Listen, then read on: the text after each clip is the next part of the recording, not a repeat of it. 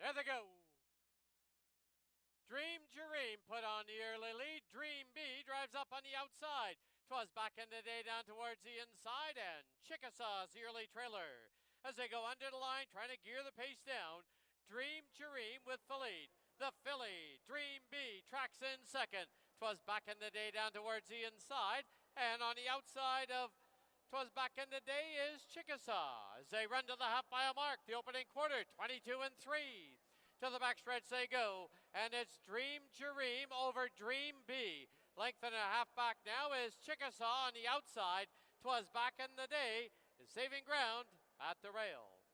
As they head towards the 5/16, Dream Dream still with the lead. Dream B patiently ridden along in second. Chickasaw is third, and 'twas back in the day fourth. Quarter mile from home, the half, 46 flat. They're midway on the turn, and Dream B on the outside pops ahead in front. Dream Dream second by 3. Then on the outside, Chickasaw, and 'twas back in the day. Off the turn into the stretch, Dream B with a short lead. Dream Dream's at the rail. Dream B now strides clear by 2, by 3. Dream B to win it. Dream Dream second. Chickasaw, and 'twas back in the day. Hall, trained by Barb Heads, the winning rider Antonio Reyes. Dream B, a 5-year-old mare by Will Take Charge out of Misty Sky, bred in Kentucky by the Calumet Farm.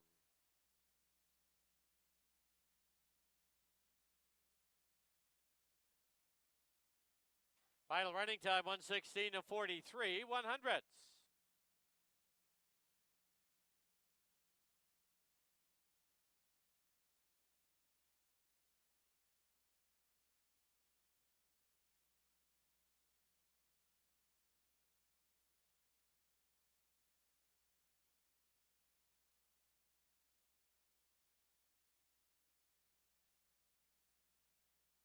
There they go.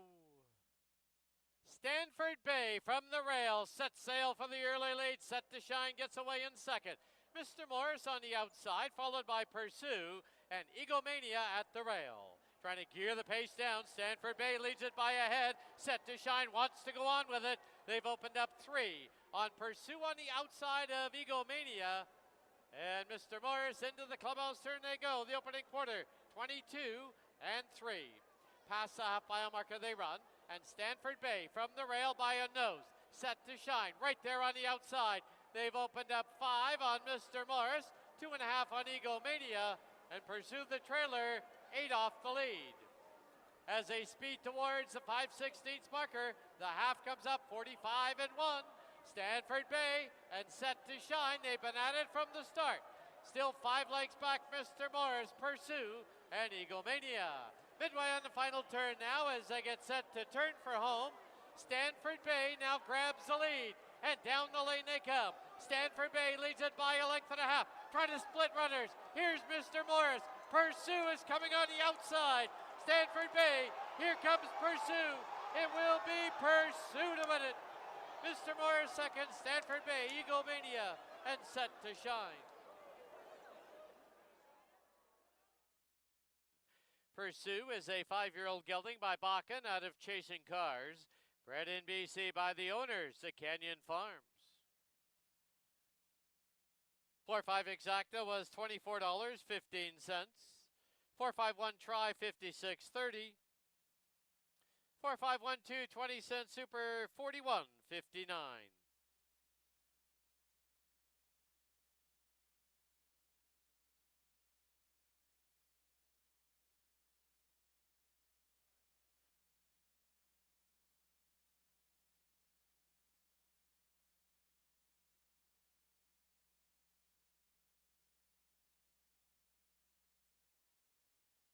There they go.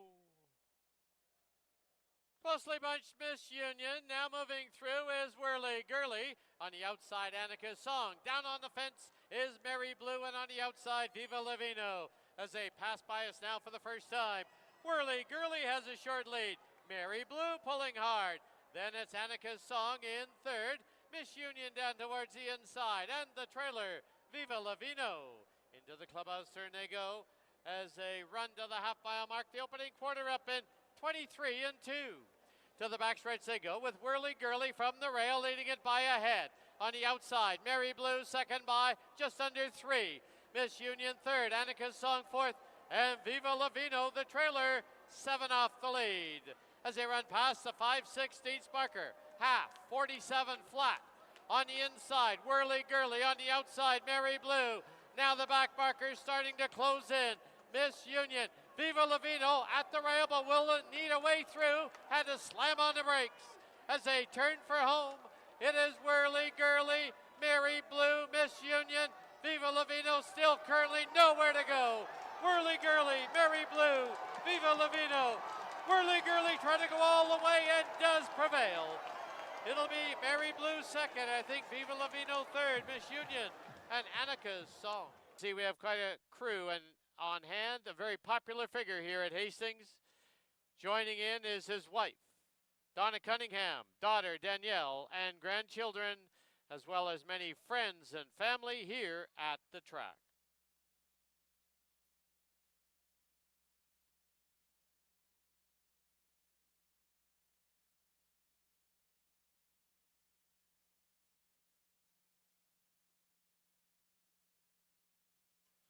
We do have one of the riders for Babito Harvey in the 5th race. The rider on number 1, Touch the Sun.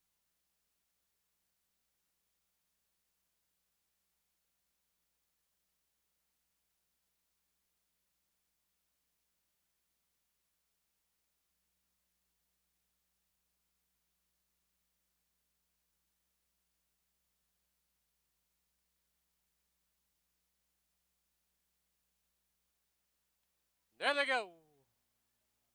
Chubby in February, vie for the early lead. Down towards the inside, just Scarlet and My Girl Lily. But as they pass by us now for the first time, February grabs the lead. Leads it now by a length and a half.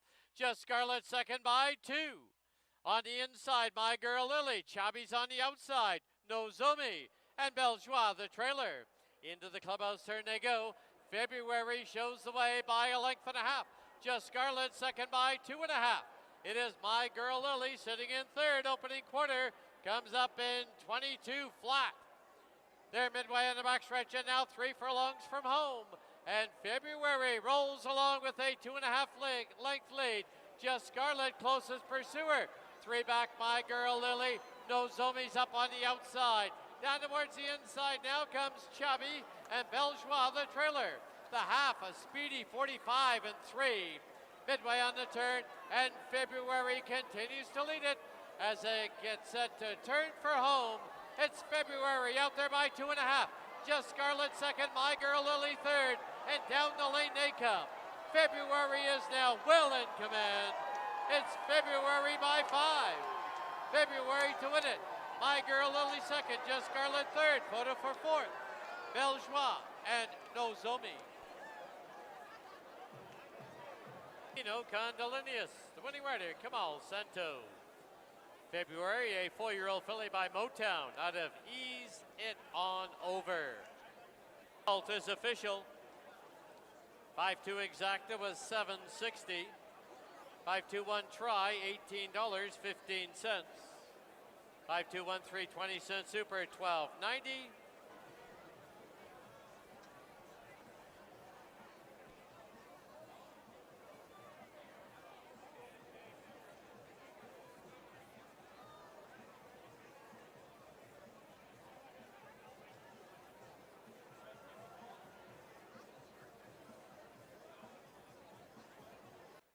Our feature event of the day, or kind of co-feature. We had a lot of nice allowance races today. This one's for 3-year-olds and upwards that don't won 2 races or not won 3. There they go. Dylan broke a little awkwardly. From the fence, Touch the Sun put on the early lead. It is Rockcliffe who gets away in second. Then down towards the inside, Dylan now tugging hard. Back to Newhart on his outside. Comes Snap to it. The early trailer is Evander Keane. They're on the turn, and it is Touch the Sun with the lead. Touch the Sun leads it by a length and a half. Rockcliffe in second. Snap to it's up on the outside. Delam at the rail. 2 lengths further back is Newhart, and 3 to Evander Keane, who's about 8.5 off the lead. The opening quarter in 24-4. Under the line, it is Touch the Sun with the lead. Snap to it now moves up on the outside. Rockcliffe in third. At the rail is Dealham in fourth. 2.5 lengths back now as they go to the half-mile mark. Newhart and then Evander Keen still a trailer. Past the half-mile mark they go. The half, 48-3. As they race down the backstretch, Touch the Sun leads it by just over a length. On the inside is Dealham. On the outside is Snap to it. Rockcliffe. Then is back to Newhart. Evander Keen yet to get underway with about 9 lengths to make up. Into the far turn they go. 6 furlongs, 112-3. Touch the Sun trying to go all the way. Snap to it trying to get to him late. Rockcliffe moves up on the outside, followed by Dealham and Newhart. Evander Keen now starting to close ground as they turn for home. It is Touch the Sun with the lead, and down the lane they come. Touch the Sun, Snap to it, and Rockcliffe. Touch the Sun goes all the way. It'll be Snap to it second, Newhart third, Rockcliffe fourth.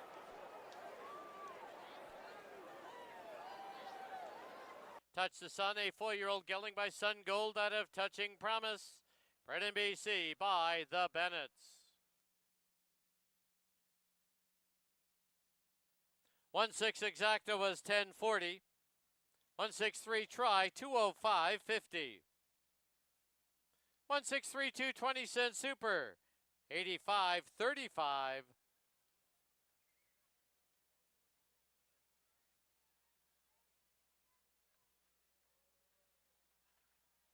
All right, time for our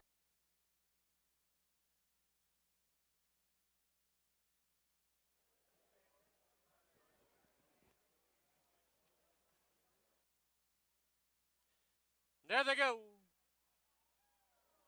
Ostracized, hopped in the air at the break. Jersey Lily from along the inside, put right on the early lead. Don't Pass the Pepper right there. As they roll by, as in between them is BC Christie. Then is back to Rose of Texas. On her outside comes another sunny day. Ostracized the trailer. Into the clubhouse turn they go. Don't Pass the Pepper, BC Christie. Now from the outside, Don't Pass the Pepper leads it by a length and a half. BC Christie second by a tight length. It is Jersey Lily in third, another sunny day fourth. Rose of Texas and Ostracized. Opening quarter a quick 22 flat. 3 furlongs to run. And Don't Pass the Pepper rolls along with a length and a half lead. On the outside now moving in is Jersey Lily. In between her is BC Christie. Another sunny day trying to loop up on the outside. And Rose of Texas. Half 45-3. 3/16 from home. And on the inside, BC Christie. On the outside, Jersey Lily. Another sunny day in Rose of Texas. And down the lane they come. It is Jersey Lily, BC Christie. Another sunny day and Rose of Texas. Deep stretch, Jersey Lily with the lead. And Jersey Lily prevails. Going to be very close for second. BC Christie, another sunny day. Rose of Texas down on the inside. And Ostracized. She's owned by Robin Sheena Maben, trained by Rob Maben, assisted by Dimitri Tapouzis, winning rider Chris Mamdeen. Jersey Lily is a 7-year-old mare by Fed Biz. 1-4 exacta was $49.35. The try was $217.45. Pick 5, 5 of 5 needed, $262.45. The carryover to Saturday, $150,419.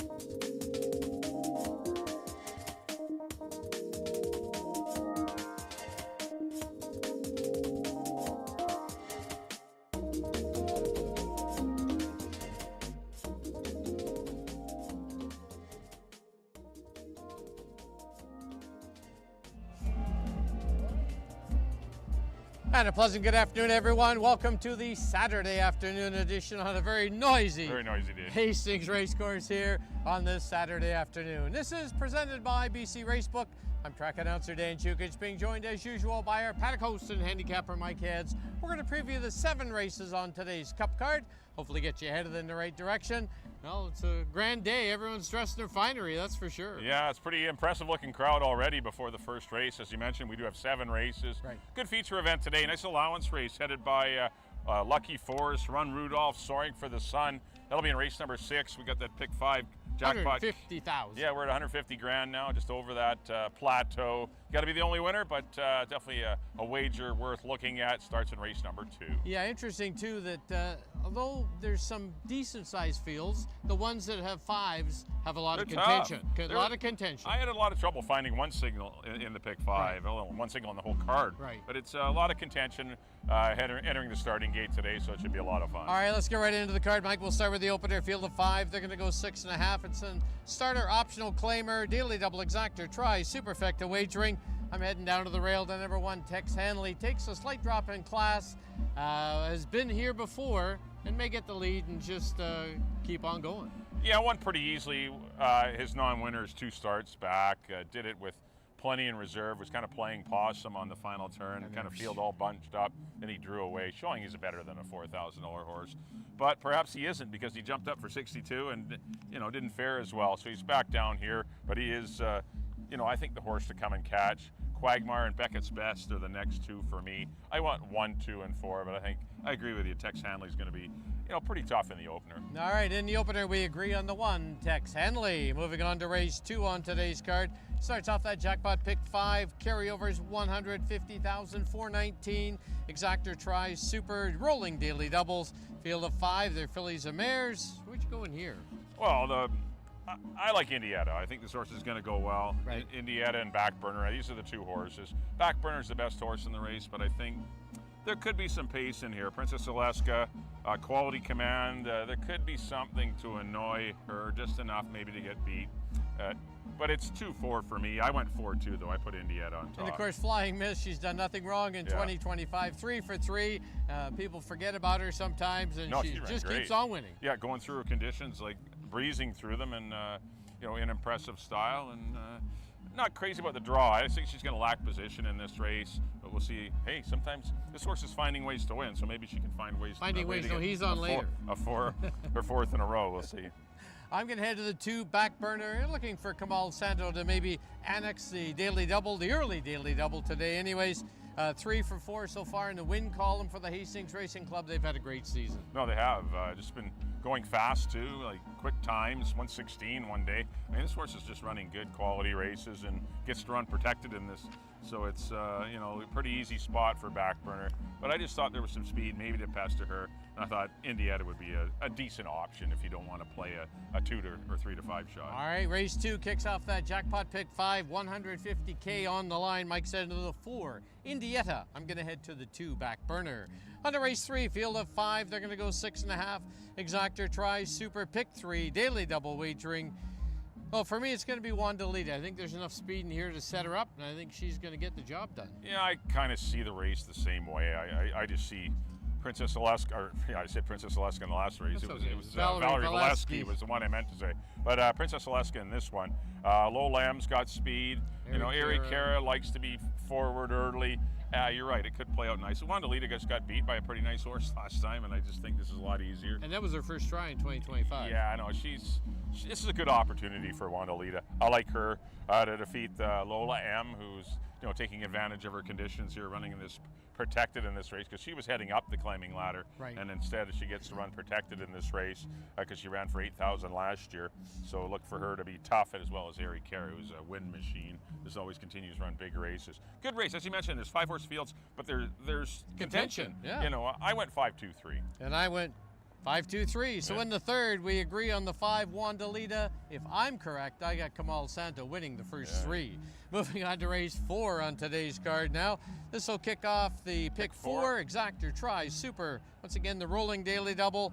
Well, we got a mare who's very, very sharp right now, tackling the boys. Queen of Attitude. Can she get the job done? Of course she can. She's beaten the boys before, but obviously this is a tough test, but there is speed. There is. That's the one nice thing. She does find another race that is loaded with front-end speed. Back Shack likes to run near the pace. Of course, finding ways. Jose on the inside. Cascade Right. Billy wants to be prominent. The only one that comes from off it is the 3 Love the Nest, and that's who I ended up going to, just ahead of Queen of Attitude and Finding Ways. I was 3, 1, 4. Those are all interchangeable. I'm going to have all 3 of them on my pick 4, pick 5s. This is, once again, another good competitive race. There's no real standalone in here. I wouldn't want to stand alone with Love the Nest or with Queen of Attitude. Right. It's just that kind of a race where contention runs pretty deep. It does, and of course, Love the Nest. This will be the 3rd off the form cycle, 3rd run in 2025. Yeah. I think this horse is coming up to a good race. Yeah, just a little lacking in activity though. Been off for a month and just not a lot of works, and just a horse that I'm a little concerned about. That horse, because there's been places to run the horse. Right. It hasn't been lacking for spots, and Craig's obviously taken his time with him. But we'll see if he flourishes again today, because he was an impressive winner last time. All right, in a very tough 4th race, kicks off the pick 4. We do agree, though, on the 3, Love the Nest. On to the 5th, now field of 6. They're going to go 6.5 furlongs, fillies and mares. Exactor tries super. Pick 3, Daily Double. They are non-2 lifetime. Another kind of tough race in here. You got 2 of them coming off maiden scores. That's the 2 New Blend and the 6 Camptown Lady. Toughest race is the one off your maiden. New Blend. You know what? I only put her in for 3rd because we talked about it on the show before. That mile and a 16th, she was able to get out there, relax, not be pressured, and not have to hustle. No, she's back in the sprint. Obviously, the non-2 didn't fill going along. So in 6.5, you can't keep keeping these horses in the barn. So I know it's not ideal from our Cloutier to have New Blend in this spot, but she's ran really well, and maybe off the win, who knows? She'll continue to improve and come from off the pace, because there is a little bit of speed in here with Bluebird Cafe and Camptown Lady. Camptown Lady did easily defeat New Blend the last time they met. Right. And I just think Camptown Lady might clear. If she doesn't clear, then she's in trouble. Then Bluebird Cafe and New Blend and even Duke Girls become factors. And once again, another race where you can pinpoint a couple horses, but you're not even safe with 2 in here. You need 3 or 4 at least. It's just another difficult handicapping assignment here in race 5. I did go 6, 2, and 1. That was my official top 3. Right. But once again, no love for anyone. It's just one of those races where you got to play a few. I went 1, 5, and 2. I like Bluebird Cafe 2 seconds so far in 2025. I think she breaks through today. So race 5, Mike's heading to the 6, Camptown Lady. I'm going to head to the 1, Bluebird Cafe. Moving on to race 6, it is the Cup race. Field of 5 in this allowance test, 6.5. Daily Double Exactor tries Superfecta wagering. Soaring for the Sun gets out of those dirty rotten stake races and drops in here, but I'm still going to go to the horse that won 4 times last year. Hasn't hit the winner's circle yet, because I think there's speed to set up Lucky Force. Yeah, it could be. I don't see a pile of speed. I like Soaring for the Sun. Right. I think he'll either let Mazin go, because he won't be worried about Mazin. Like, this horse is not going to beat Soaring for the Sun. So if he wants the lead to set up Lucky Force, I'm sure Kamal Santo will let Mazin go and do his thing up on the front end. Right. As the tough horses will be behind him, the Run Rudolphs and the Lucky Forces, those will be the tough horses that he has to be concerned about, not so much the one that's running 2 lengths ahead of him. And this horse can relax and run big races from second, Soaring for the Sun. And he won the pace battle last time going along. He beat Bold Arch on the square. He did. And that takes some talent to be able to do that. I know he lost the war, ended up 3rd. Yep. But I like him returning to a sprint. I think he gets a good trip. I put Run Rudolph and Lucky Force in behind. I went 2, 1, and 3. Run Rudolph, of course, comes off a nice score last time when he was well meant on the tote board for sure, but does get the penalty, 124 pounds. Yeah, got a pack, but he's a big colt. The weight won't be the problem. The only problem with him is the inside. Right. He wears an extended blinker over his outside eye, and the one post is a bit of a concern. He would rather be on the outside like he was when he did win. And we'll see if Silvino Morales can negotiate a good trip for him just in behind the speed and get him to the outside, because that's where he's going to do his best running. All right, race 6, the Cup race. Mike's heading to the 2, Soaring for the Sun. I'm going to head to the 3, Lucky Force. On to race 7, starter optional claiming event. 6.5 furlongs, Exactor tries super high, 5 wagering, field of 7. Another dirty, tough race. I like Abs in Command's going to be you? tough to beat. I mean, there's not a lot of speed in here. Just got to deal with YVR. If they go 22 flat, 45 flat, I like Abs in Command to still be able to keep going. Right. Mind you, he will there will be some horses coming at him in the stretch if he has to go that fast. But I don't think he may have to. And if he does have to, then Thompson is your horse. This horse is just continues to run good races. It's arriving here for Nancy Betts, and does return to a sprint, but is kind of devalued here. Thompson, he's running against pricier horses in his last couple of races, right. And Broken would be my third one. He returns to a sprint. That's not a bad thing for him. He was never really interested last time. No, I know. He ran a flat. There was no pace on, but he ran a flat race going along. I thought he'd be better than that. But he's got a really good turn of foot, and if there is pace on, he would be my second best closer after Thompson. I went 4, 3, and 5. I went 5, 3, and 2, so we're all over the board in the last. Mike's heading to the 4, Avs in command. I'm going to head to the 5, Broke and Broken. That'll wrap up the Saturday afternoon edition of Hastings Racing Live, presented by BC Racebook. Don't forget, live racing continues this coming week on Friday and Saturday. Then we get back to the 2-day cards next Friday and Saturday, the 25th and 26th. Should be a lot of fun. More racing for you here at Hastings. Weather's supposed to be great. Yeah, continued. Don't forget, there's a 1-hour break today between races 2 and 3. That's right. And you can get your... After that, you'll be able to see if you're alive in the pick 5. There you go. Yeah, that's true. But you'll have lots of time to figure out your pick 4. Your pick 4 and who you like in race number 3. As there is they have a little bit of a concert here. It's like 57 minutes between races between 2 and 3, just to warn you in advance. All right, as we leave you, here's a complete look at our selections for the Cup Day card. Until next Friday night, good luck, everyone. Have a good day.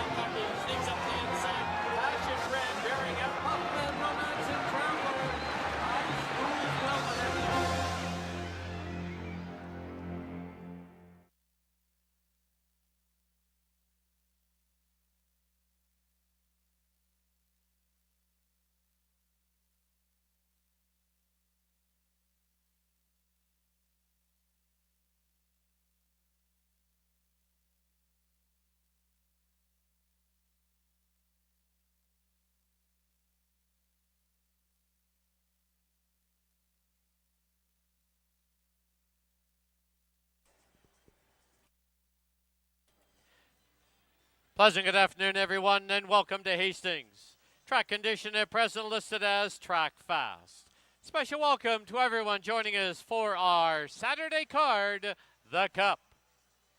Now please turn to the official programs for this afternoon's corrections and changes.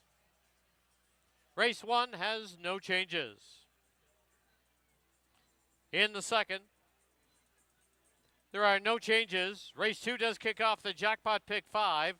Carryover is $150,419. No changes in the third. In the fourth, number 4, Queen of Attitude, 1 pound over. Race 4 kicks off our pick 4. In the fifth, number 3, Ebony Eyes, 1 pound over. No changes in the sixth. And no changes in race 7. Those are all the changes and corrections to the present time. At this time, just a reminder, please make your wagers as early as possible to avoid any long lineups and delays, the possibility of being closed out. Next live day here at Hastings this coming Friday night. Friday Night Live Racing, first race, 7 p.m. Thank you for your attention and good luck.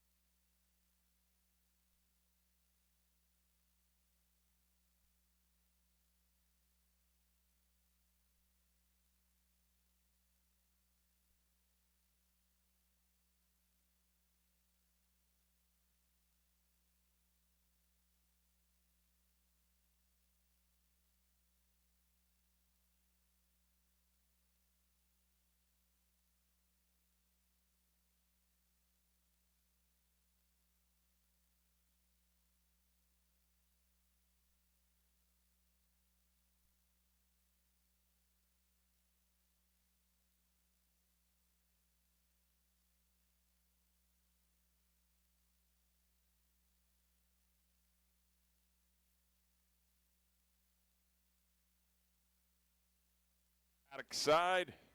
I'm your paddock host, Mike Eds. We're going to go through all 7 races today. Hopefully get you headed to the windows with some winning decisions. Got a pick 5 carryover. It sits at 150 grand. It starts in race number 2. Got to be the only winner to get it, though, to win the jackpot.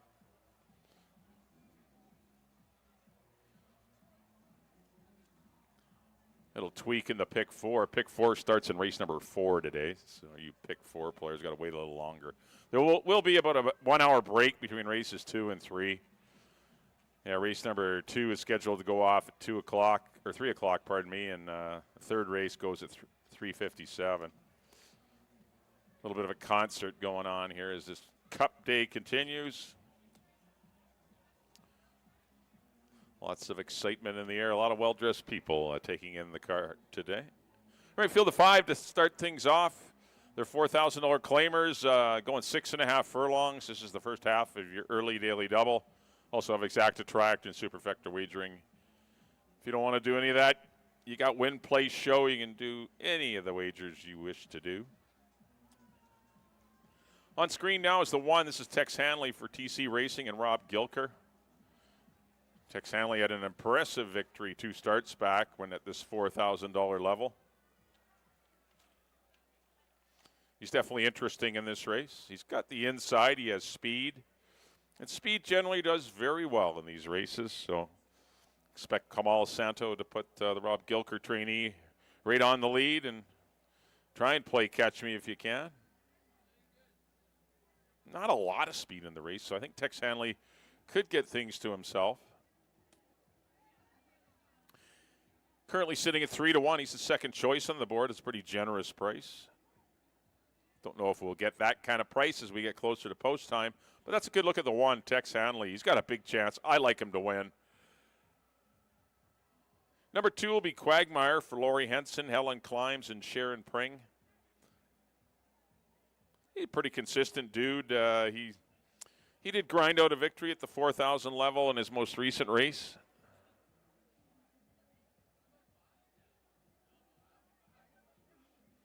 Finally gets on a fast racing strip. 2 times he's run this year, been in the slop. But he's been off for a while. He missed the entire month of June, so he's been off 7 weeks now. Apprentice Richard Balgobin will ride. You get a break in the weights, but you have to put up an inexperienced rider, but he's been riding really well. He hasn't been riding like an inexperienced rider, Richard Balgobin. He's in with a good chance, Quagmire. He should be up close to the pace.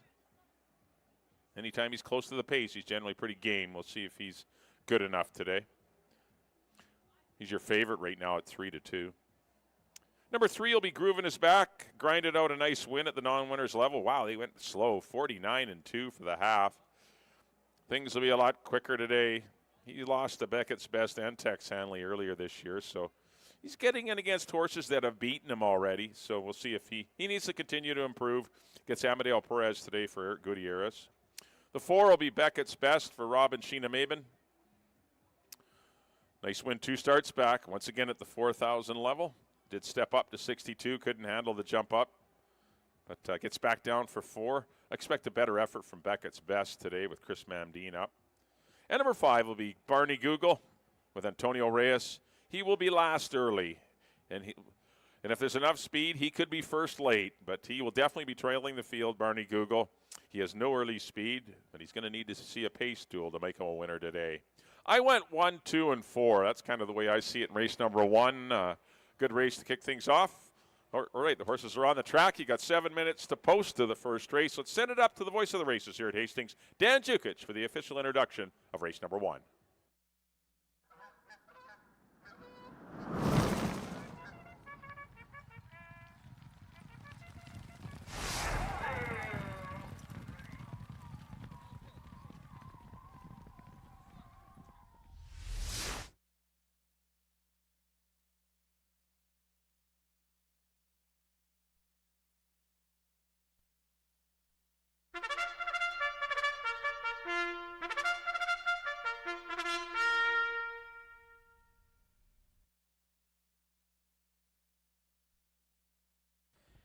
The horses on the track at Hastings for the opener. It's a field of 5. They're going to go 6.5 furlongs. Here's the field.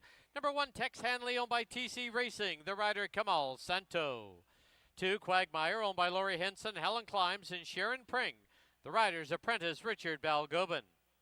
3, Grooven is back, owned by the G.O. Stables with Amadeo Perez up. 4, Beckett's Best, owned by Robin Sheena Mabin. Chris Mamdeen rides. And the 5, Barney Google, owned by Brad Henson, Randy Henson, Dan Henson, and Trevor Irwin with Antonio Reyes. We have 6 minutes to post time.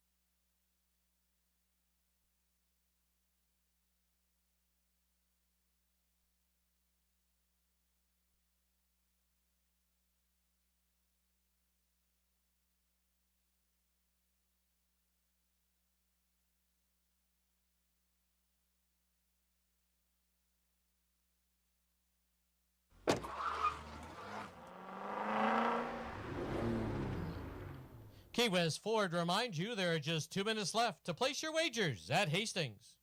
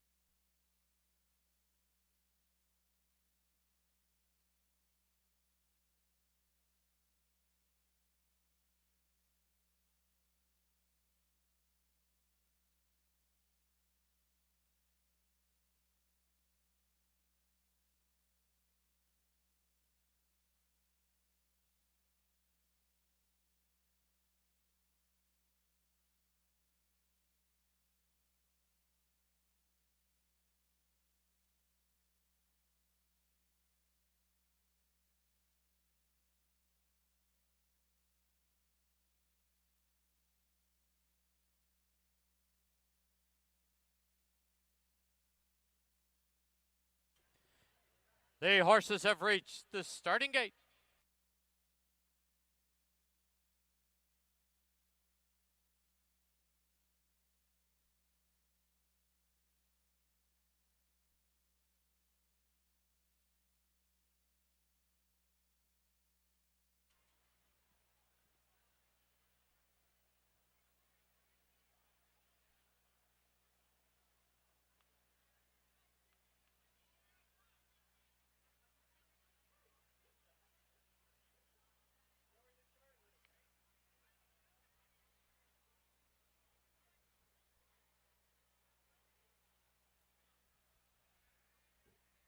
Loading it now for the opener at Hastings on Cup Day.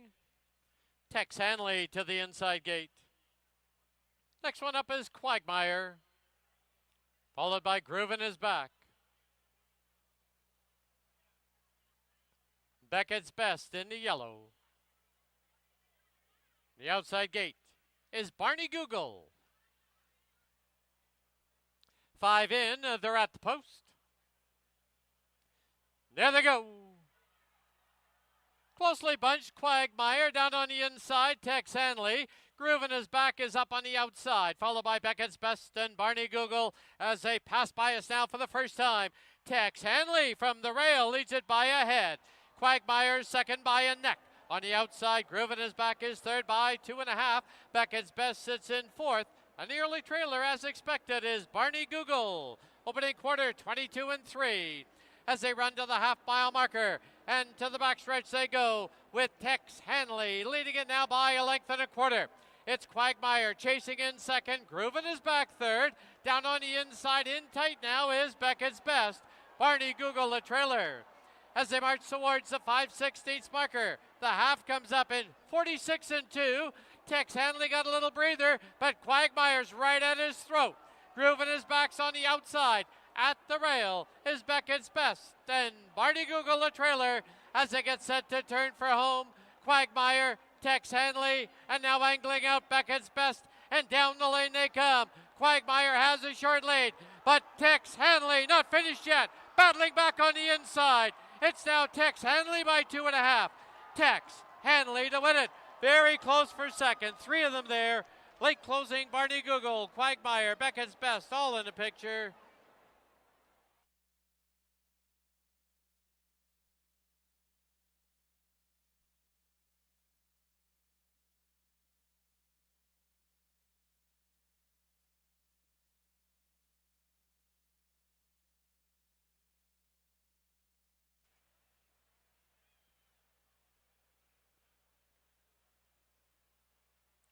On the board, the unofficial winner, number 1, Tex Hanley. There is a photo for second. Hold all tickets. It's 1 and a photo.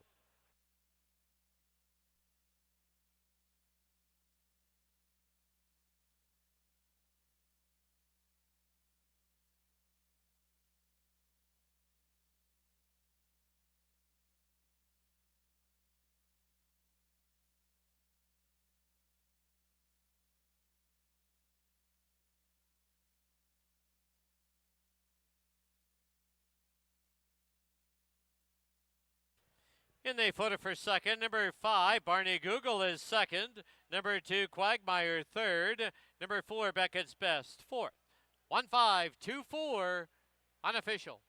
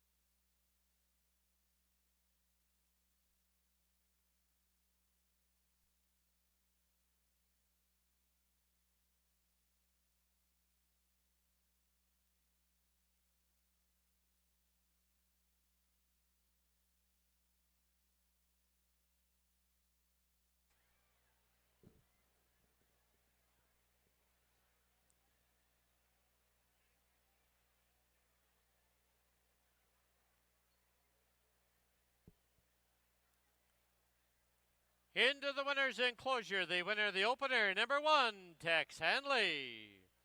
He's owned by TC Racing, trained by Rob Gilker, assisted by Vicky Gilker. Winning rider, Kamal Santo. Tex Hanley is a 6-year-old gelding by Texas Rhino out of Twinkle Toes.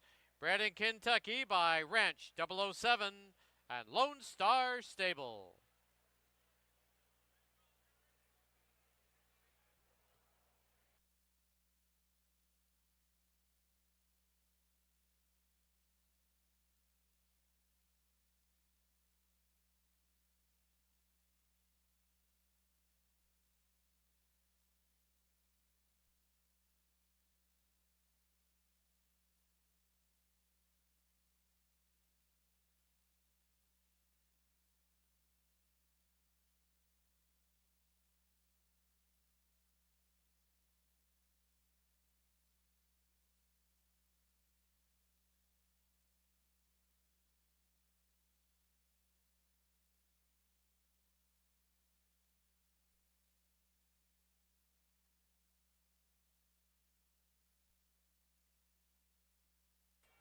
And the sound of the gong means another donation to Wild Hearts Thoroughbred Aftercare. The result is official.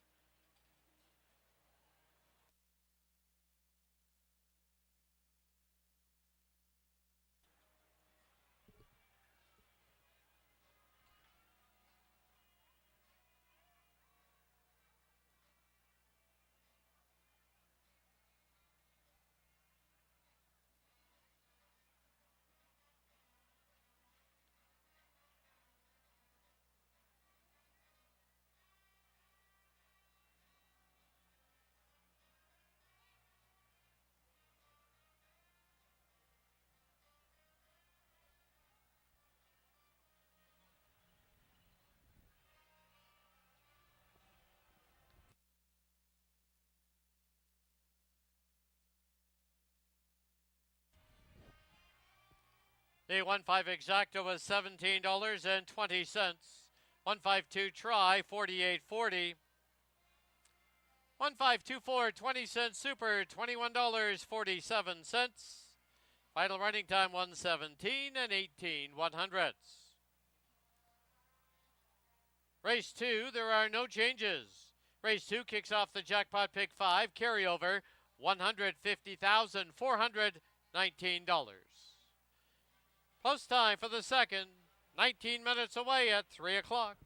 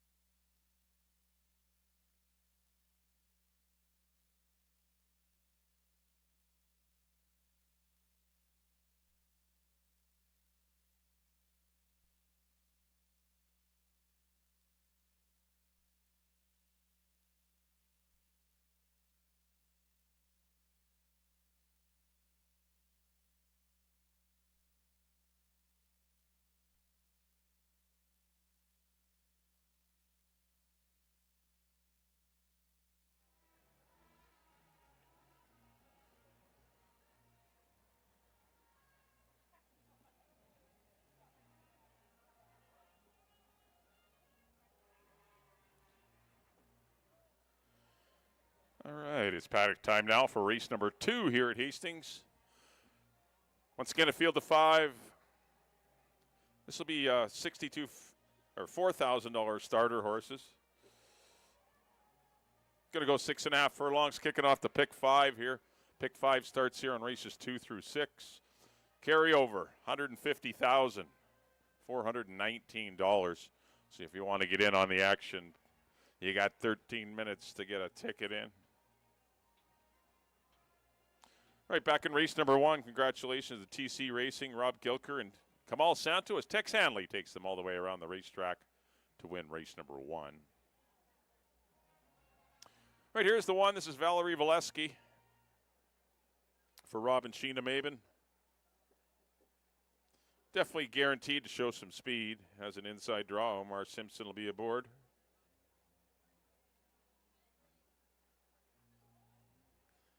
Things were a little too tough last time. Ran against Queen of Attitude and Wandalita. That race kind of come up a little salty. Definitely easier today, but far from easy. There's horses in here that have beat her many times, and she needs to obviously put forth a big effort today if she's going to win it. Currently sitting at 7-1. That is the one, Valerie Valesky. Number 2 will be Back Burner. Definitely your horse to beat. 4-5 favorite. This one's owned by the Hastings Racing Club. Trained by Steve Henson.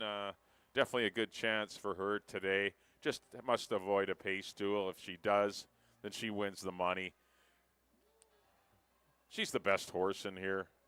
She went 16-3, 2 starts back. Went a nice comfy 17-2 last time, just defeating Indietta. I think it's those 2 horses, again, the 2 and the 4, Back Burner and Indietta. But not much value in Back Burner. You're getting 4-5, and probably as we get closer to post, probably a little less than that. 3 will be Quality Command. Got her first win in a couple of years, a couple of weeks back. Defeating easier non-winners of the year types. Apprentice Richard Balgobin will once again be aboard for Hall of Famer Frank Barabee. This one's owned by Devin O'Donnell and Gary Johnson. She'll be close to the pace. I wouldn't expect her to be too far out of it. Currently sitting at 6-1 is Quality Command. I prefer others, but she certainly has the credentials to be a real threat today. Number 4 will be Indietta. She's my top pick. I'm going to try and beat Back Burner with this 4-horse Indietta. She didn't lose by much at all. This one's owned by Brian Albertson's BFA Holdings. Trained by Cindy Krasner. Just missed the Back Burner. There's not much pace on that day. 22-4, 46 flat. I just expect it to be a little flashier with Valerie Valesky down on the inside, which may help Indietta give her a better shot of perhaps upsetting Back Burner. And I went 4-2 in here. And rounding out the field to be the 5. This will be Flying Miss. Got a 3-race winning streak going. Breaking her non-2, non-3 restricted races, and then won a non-4 in her most recent race. These are tougher fillies and mares, but boy, she's sharp, and you never want to stray from a sharp mare, so. Although I have, so. Yeah, I went 4, 2, and 5. I got her for 3rd. But she could definitely outrun my expectations. But, she's going well for the Mavens. Chris Mamdeen will be aboard. Currently sitting at 9-2.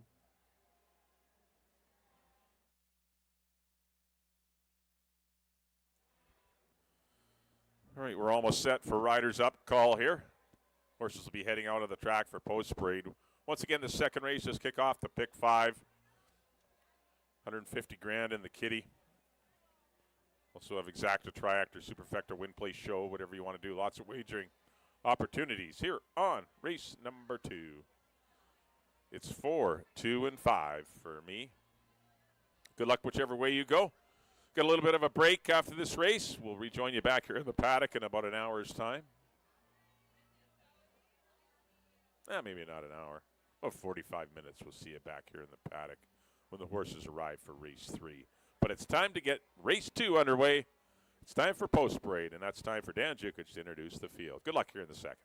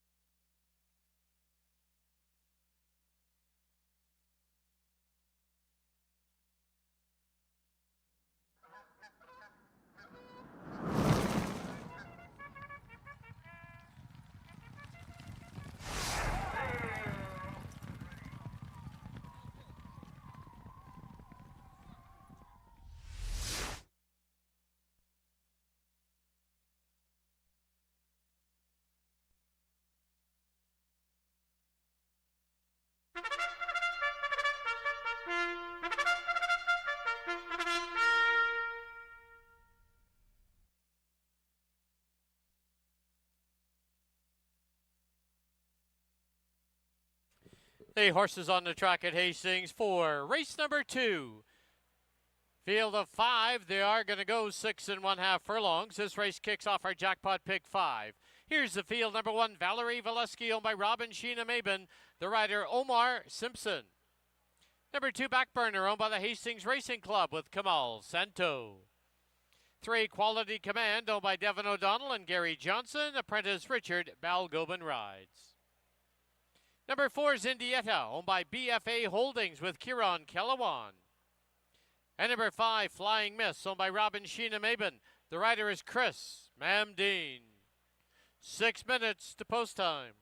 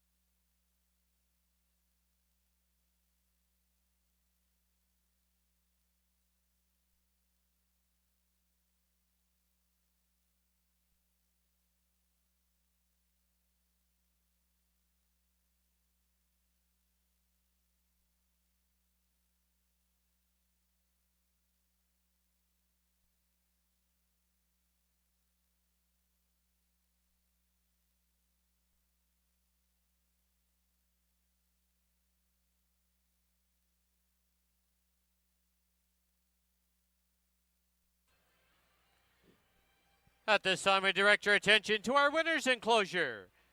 Each week throughout the racing season, our program will feature an article about the people who put on the show here at Hastings. This week's feature is on Tracy McNeil. You can read all about her in today's program.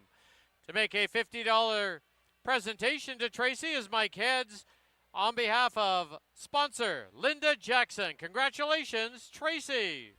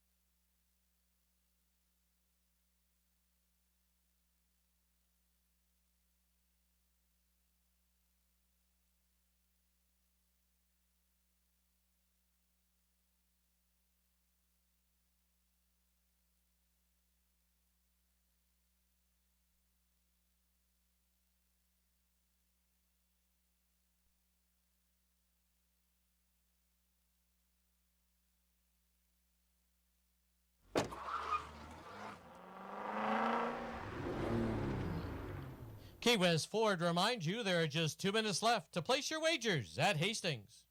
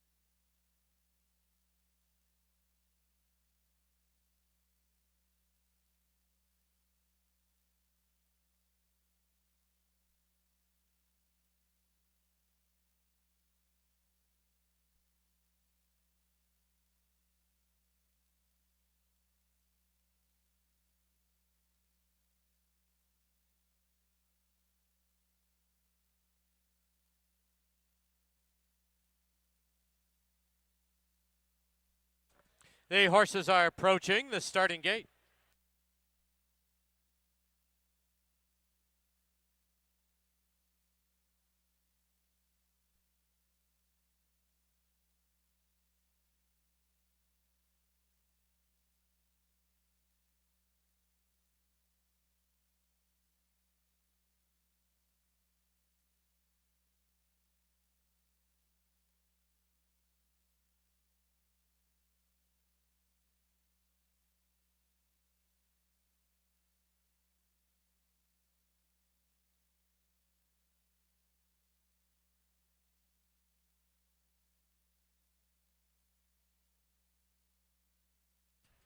The horses have reached the starting gate.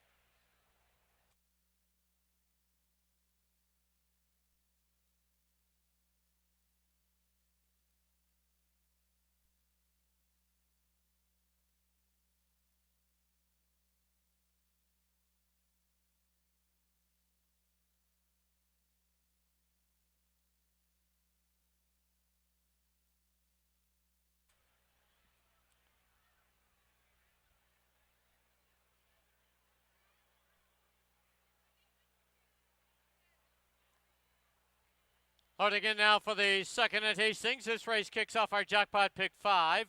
Carryovers 150,000. Valerie Valeski to the inside gate. Next one up, Quality Command. Followed by the even money favorite, Back Burner. Outside gate, Flying Miss. Indietta, the last of 5. 5 in. They're at the post. There they go. Backburner quick at the break and put right on the early lead. Valerie Valeski down on the inside, followed by Quality Command up on the outside now as they pass by us is Indietta. The early trailer, Flying Miss, 3 across the track as they head to the clubhouse turn. Backburner has the rail and the lead now by a neck. On the outside, Valerie Valeski, second by 2. Followed by Quality Command in third. At the rail, Indietta secured a good spot in fourth. And 2.5 for the back is Flying Miss. They've taken closer order, opening quarter, 22 flat. They're midway on the back stretch, and from the inside, it's Backburner by a neck. Indietta comes to her on the outside. Quality Command to make a line of 3. Valerie Valeski and Flying Miss. Half, 45 and 2. Quarter mile from home. Backburner clings to the lead. Indietta in between runners. Quality Command up on the outside. 3 lengths back. Here's Flying Miss trying to get into it as they turn for home. It's Backburner from the rail. Quality Command deep on the track. Indietta's in between them. And Flying Miss is searching for a spot on the inside.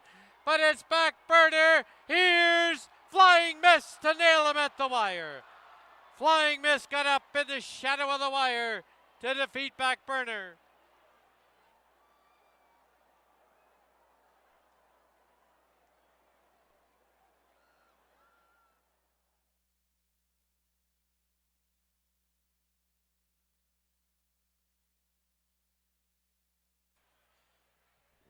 The photo sign has been posted. Please hold all tickets.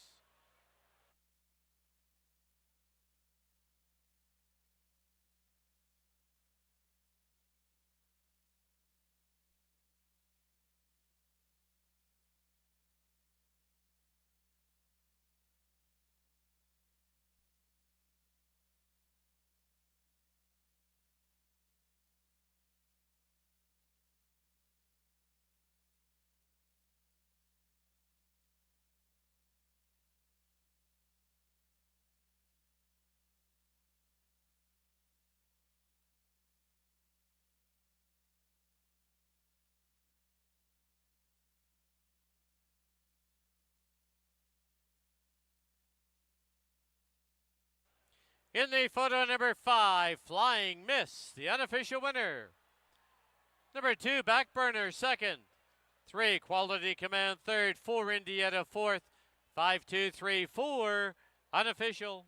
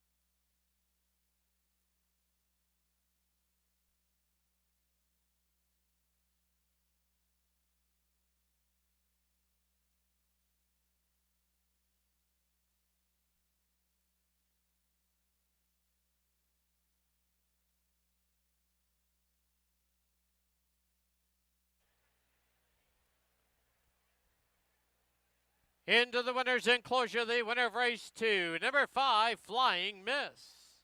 She's owned by Rob and Sheena Maben, trained by Rob Maben, assisted by Dimitri Tapouzis. Winning rider, Chris Mamdine. Flying Miss, a perfect 4 for 4 in 2025. She's a 4-year-old filly by Finality out of Miss Me Not. Bred in BC by Gladys Didloff and Karen Didloff. Final running time, 1:17 and 56/100.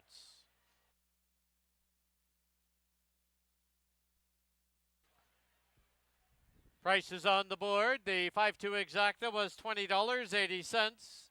5-2-3 try, $79.80. 20-cent super was $14.93. And the rolling double, first of them, $29. Once again, final time, 1:17 and 56/100. Race 3 has no changes. Please note the post time, though, is 3:57. We now go down to the west end of the tarmac in a special set.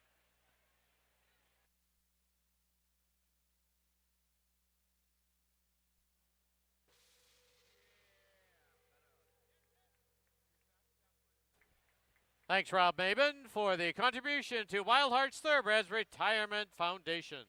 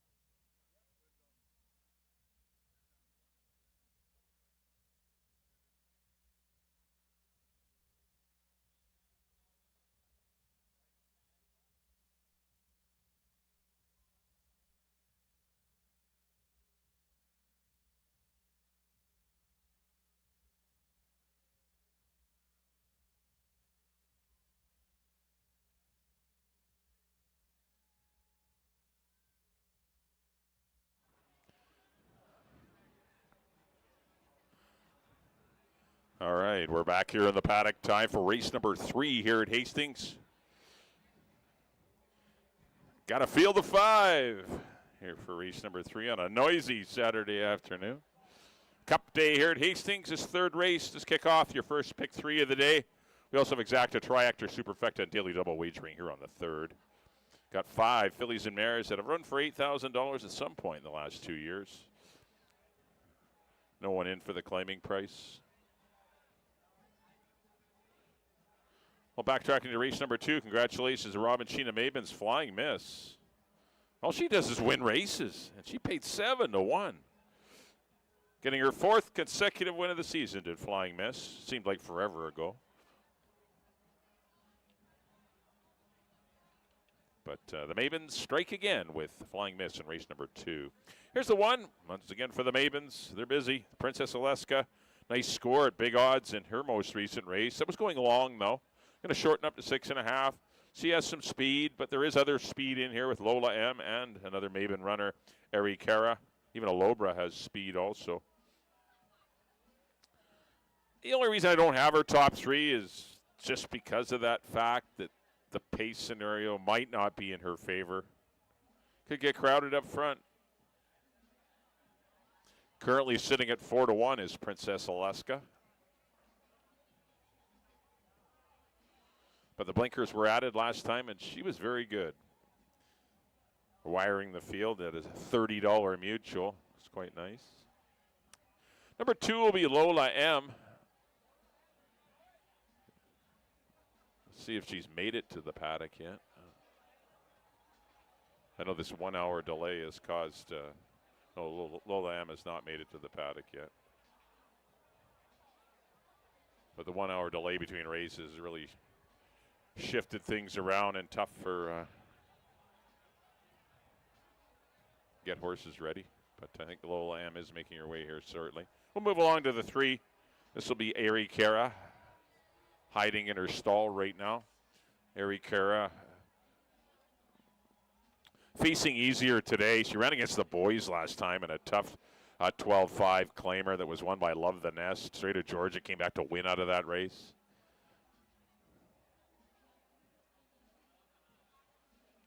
Obviously, getting back in against the mares is a big thing, and getting in against horses that she continues to defeat is a good thing, too. She's an 11-time winner in her life. There's a great shot of her. And all business, 11 wins from 28 trips to the post. But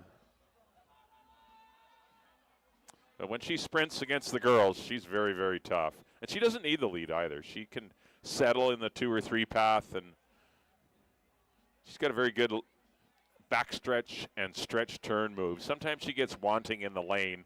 She gets a little wobbly, but usually she's done enough to win, and that's why she's racked up all those victories. Richard Balgobin will be aboard, or actually Ridge Balgobin will be aboard. He's always been aboard all of her victories. Brother Ridge. Yeah, we can scoot to the 4. There's Alobra. For Hall of Fame trainer Frank Barabee, that's him on the head end, being helped by another Hall of Fame trainer, his brother Harold Barabee, saddled for Frank. This one's owned by Gary Johnson. Nice win last time at the non-2 level, the bottom non-2s. So this is a tougher assignment for Alobra. Just did find the line first.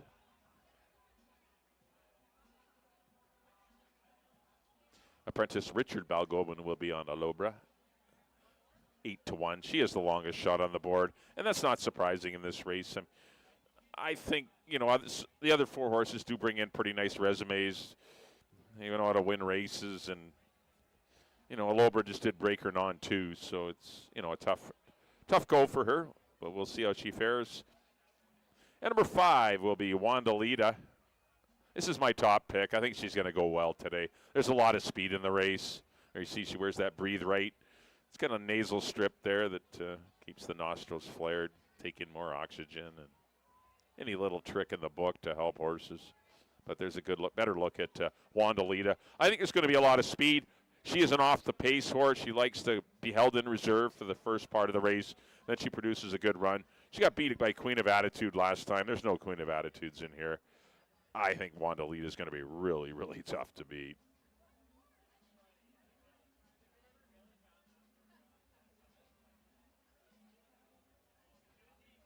Kamal Santo rides for KD Rycroft Racing Stables.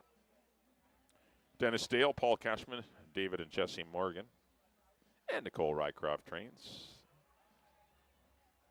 And number 2, we'll scoot across to number 2. I know we didn't get to Lola M. She was a little late here for the paddock for the Night and Day Stables. Joanne Todd and Steve and Diane Comparelli's S&D Holdings. She had a nice victory at the 12,000 non-4 lifetime. So this is kind of a sideways move. Even it is a little easier in number, but there's some nice mares in here. But she's very good as well. She looked good defeating next out winner Dream B last time. The receipts around back aboard for trainer Brian O'Connell. Trying to get 3 wins on the year, Lola M. She's 2 for 3 this year.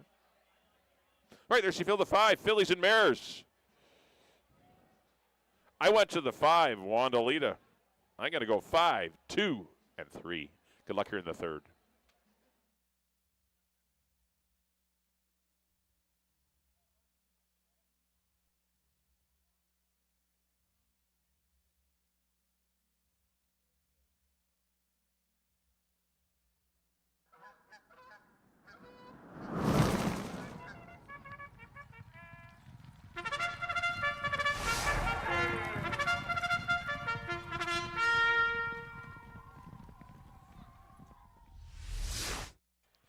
The horses on the track at Hastings. Race number 3, field of 5. They're going to go 6 1/2 furlongs. Exactor, Triactor, Superfecta, Pick 3, rolling daily double wagering, and post time in just 2 minutes. Make those wagers now. Here's the field number 1, Princess Alaska, owned by Robin Sheena Maben, the rider Chris Mamdeen. Number 2, Lola M, owned by the Night and Day Stable, Joanne Todd, S&D Holdings, with Leary Cicheran. 3, Ari Kara, owned by Robin Sheena Maben, the riders Ridge Balgobin. Number 4, Alobra, owned by Gary Johnson, the rider's apprentice Richard Balgobin. And the 5, Wandalita, owned by KD Racing Stables, Dennis Dale, Paul Cashman, David Morgan, and Jesse Morgan with Kamal Santo. Once again, post time shortly.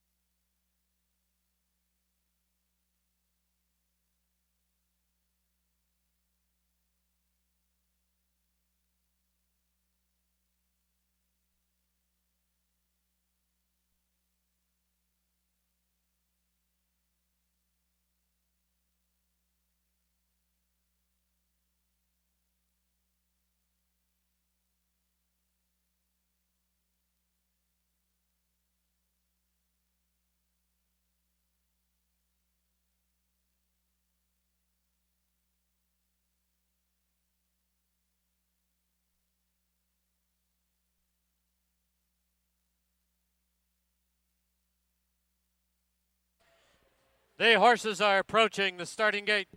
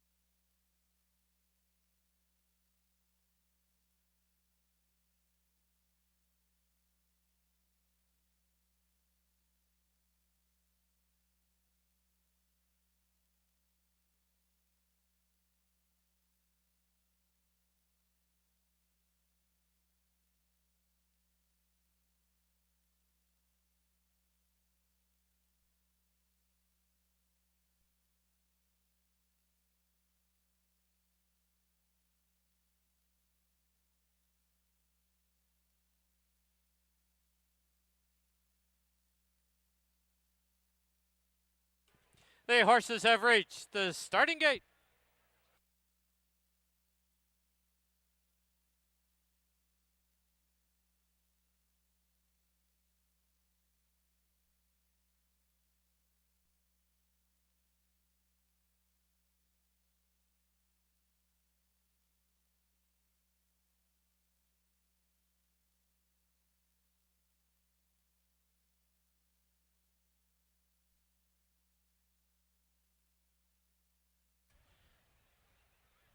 Loading in now for the third at Hastings.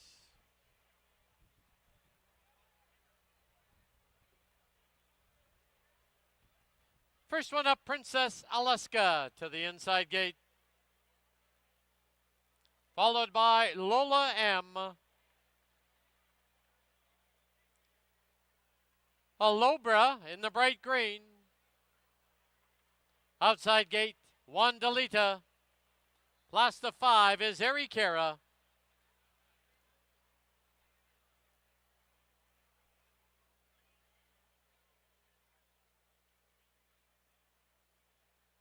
There's 5 in. They're at the post. There they go. Erikara ridden hard for the early lead. Lola M down towards the inside. On the outside now, here's Juan Delita, Princess Alaska, early trailers, Alobra. Under the line, trying to be geared down, is Erikara. Erikara leads it by 3/4 of a length. Juan Delita from the outside. Lola M tugging hard down at the rail. On the outside now, Princess Alaska, trailers, Alobra. She's about 5 off the lead. As they run past the half-mile marker, opening quarter comes up on the board in very slow time, 23-2. As they march down the backstretch, they picked up the pace. From the outside now, it's Erikara with the lead. Erikara by a half. Lola M second by a length and a half. Juan Delita in third, Princess Alaska and Alobra, who is about 7 lengths off the lead. Quarter mile from home, half, 47-1, and Erikara leads it. Here's a challenge coming from Juan Delita on the outside, and Lola M saving ground at the rail. As they turn for home, it's still Erikara with a short lead. Juan Delita's up on the outside. At the rail is Lola M. It's Juan Delita, Erikara, Lola M. They'll hit the wire. It will be a 3-horse picture finish. Might be Juan Delita over Lola M and Erikara. Photo sign will be on the board.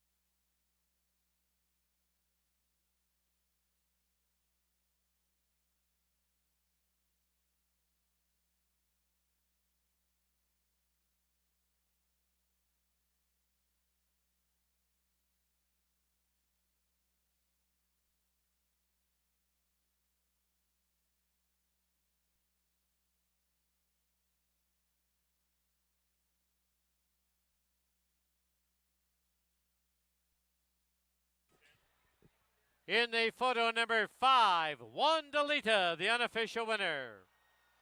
Number 3, Erikira, second. Number 2, Lola M, third.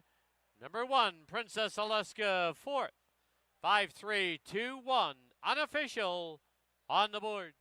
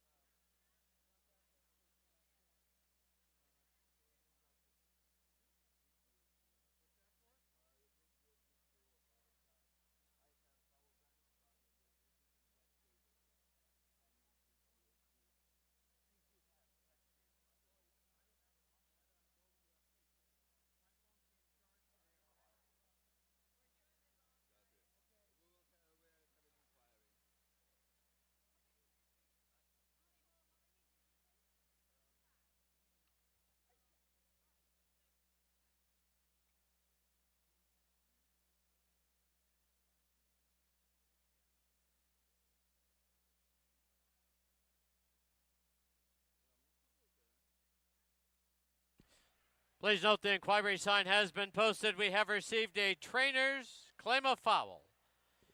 Trainer of number 2, Lola M, has lodged a claim of foul against number 3, Erikira, for alleged interference away from the gate.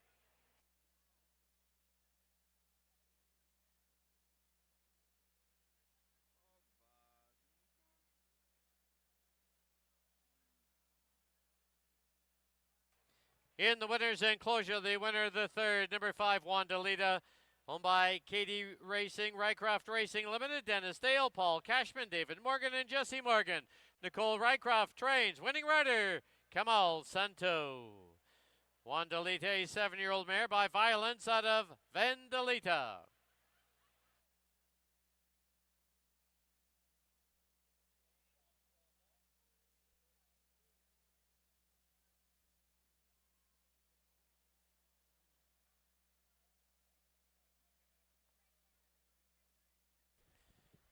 As well as the trainer's claim of foul, 2 against 3. We've also received a rider's claim of foul, 2 against 3. And there will be a steward's review into the stretch drive. So please hold all tickets unofficially. 5, 3, 2, 1.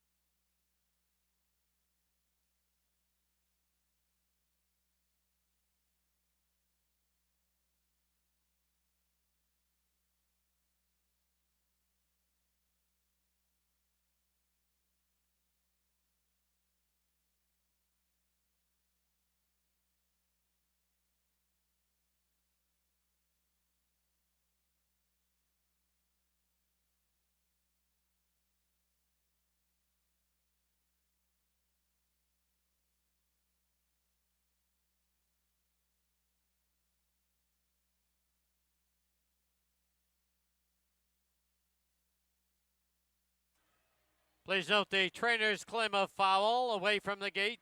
2 on 3 disallowed.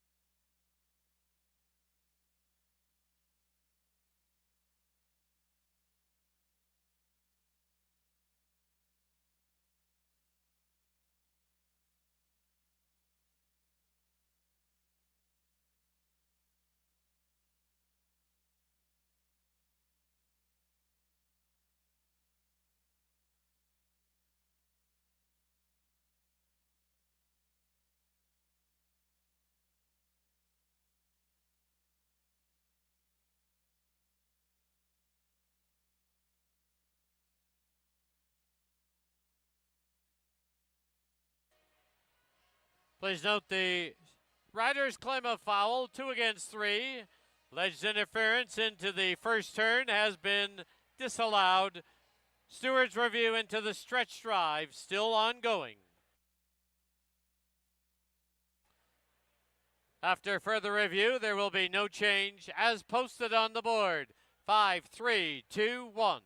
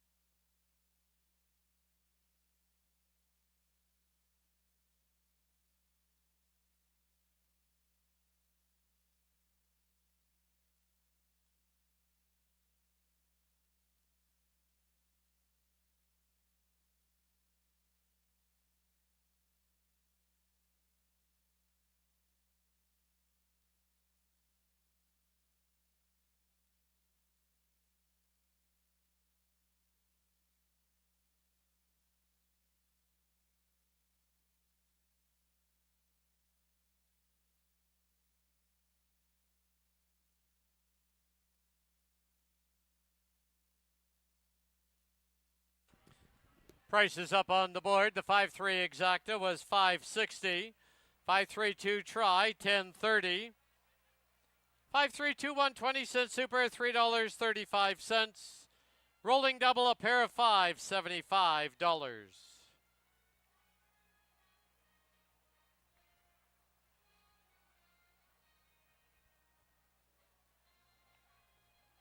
Final running time for the 6 1/2 furlongs, 117 and 91 100ths. In the fourth, number 4, Queen of Attitude, 1 pound over. Post time for the fourth, 18 minutes away at 4:33.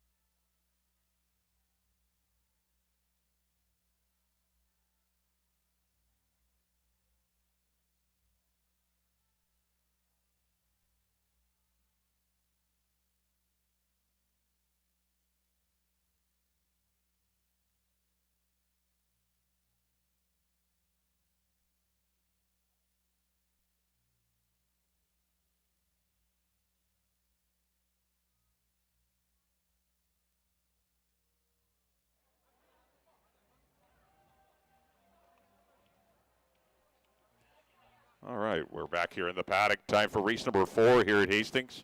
This 4th race. It's the start of the pick 4. This one's a good event here. 12.5 claimers. Good talented runners in here. We're going 6.5. All races are sprints today. No road races. Gate crew's happy. They don't got to move the gate. Exacta Triactor Superfecta. Another rolling daily double, as well as win place show here on the 4th. Well, back in race number 3. What an exciting race. As 3 of the fillies and mares. There was nothing in it coming to the wire. And Wandelita just on the outside ended up defeating Ericara and Lola M in a 3-way photo. Could have gone anyone's way, but hats off to the girls that put on a great show in race number 3. But Wandelita wins it for KD Rycroft Racing. Dennis Dale, Paul Cashman, David and Jesse Morgan. Trainer Nicole Rycroft and rider Kamal Santo.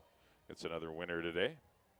It's a double for Kamal as he boots home Wandelita narrowly in race number 3. All right, here's the one. This is Finding Ways. Going to need to find a way to win this one. There's a lot of speed in here. He's a speed horse. There's no doubt about it. He wants to go to the front. His best races are when he's in front. The front end's going to get crowded. And so what do? You got the rail. It's not the best spot for options. I mean, Backcheck's got some speed, but maybe with the blinkers off today, or actually they were off last time, but they might relax him a little more.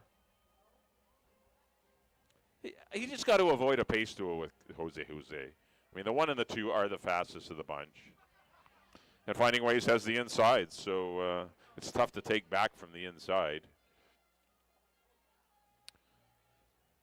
But horse that's down at a level where he's going to be dangerous. Last time he was in for 12.5. He got the money. They're on May the 17th, defeating Stanford Bay in duplication.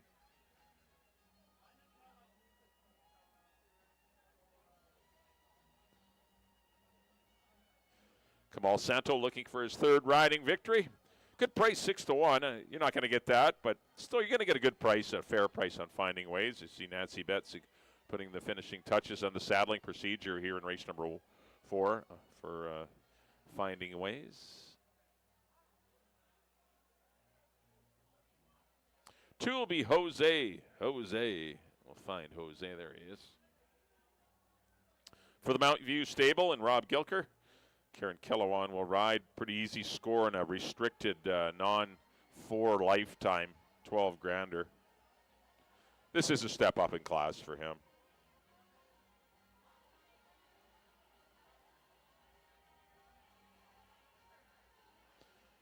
But he's got speed. He can go down there at 16. So anytime you go down there at 16 and change, actually all these horses can go down there at 16. It's just whoever gets the trip. If he can avoid a pace duel, clear, or maybe sit second and then pounce. I don't know the strategy, but it's going to be, he's going to need to be at his best to win here. So the pace is fast. You got Love the Nest and Queen of Attitude coming from out of it.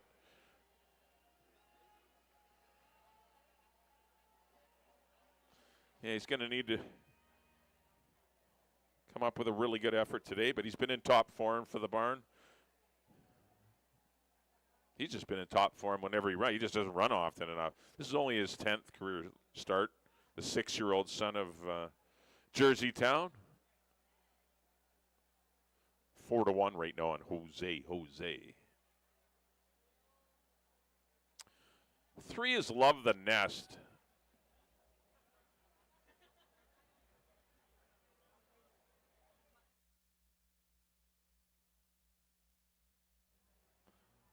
There's a shot of Love the Nest. Nice win at this level last time. That was 6 weeks ago, or 5 weeks ago, defeating the next out winner, Straight of Georgia, and Finding Ways. Had a good trip that day under Selena Morales. Probably going to get another good trip this afternoon. Looks like there's some pace in here.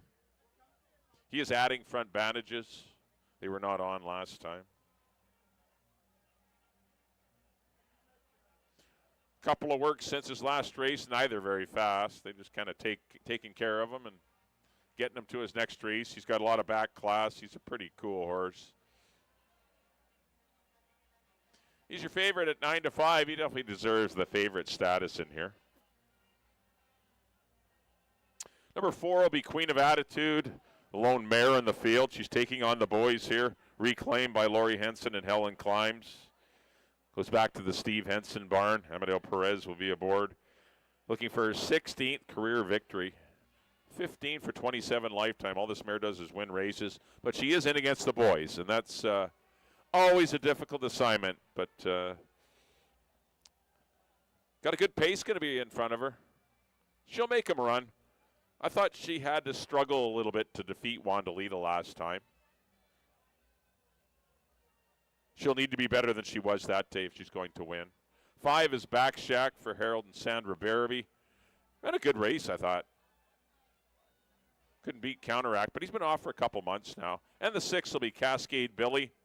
Another one that's been freshened up. Good work in 46-4 since his last race. Just like Back Shack, he's been working really well. 5 and the 6 have both been off for a while. And under the right conditions could be threats in here. This is a good field of 6. No standout in here at all. I went 3, 1, and 4. It's a wide open race. Good luck whichever way you see it here in race number 4 as we do kick off the pick 4 on races 4 through 7.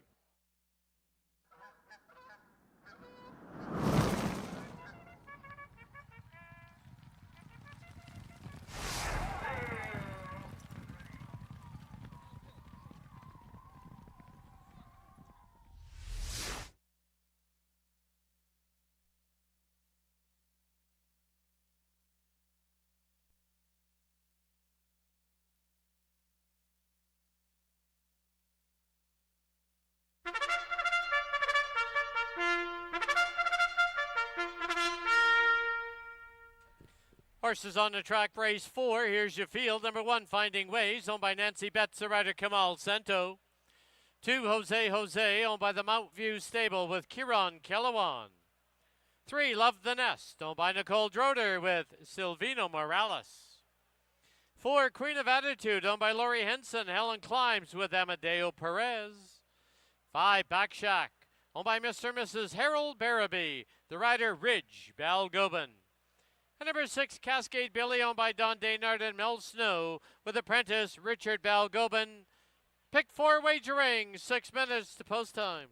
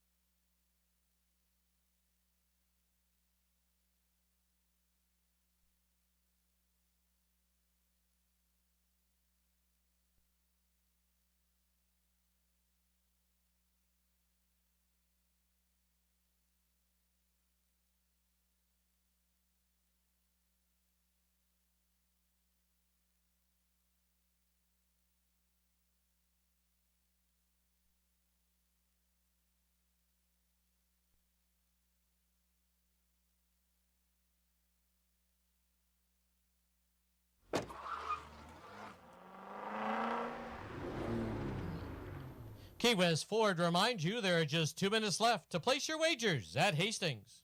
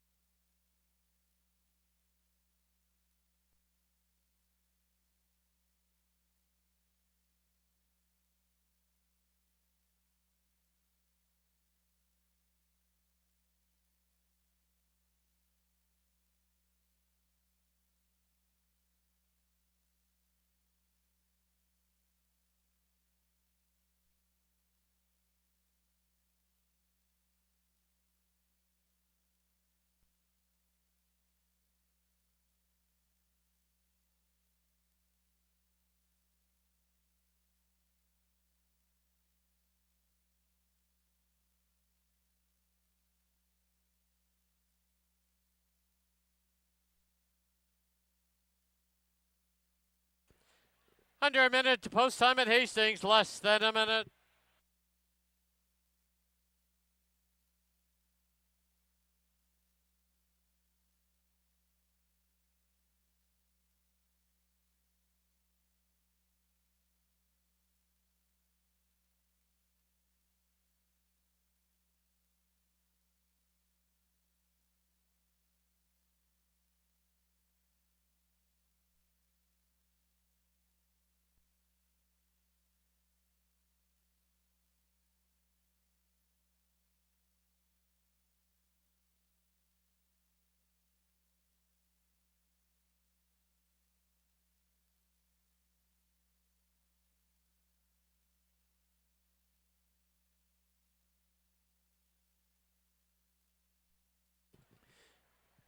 The horses are approaching the starting gate.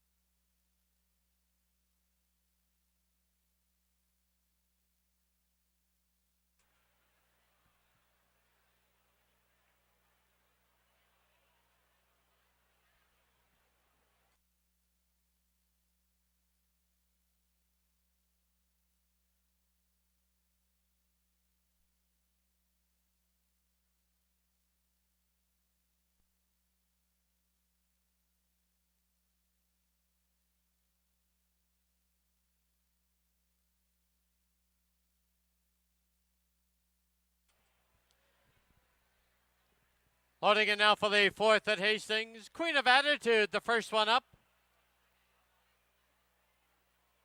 Inside gate, Finding Ways. Jose.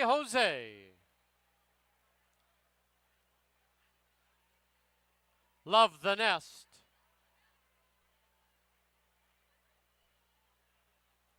Back Shack. And the outside gate will be Cascade Billy.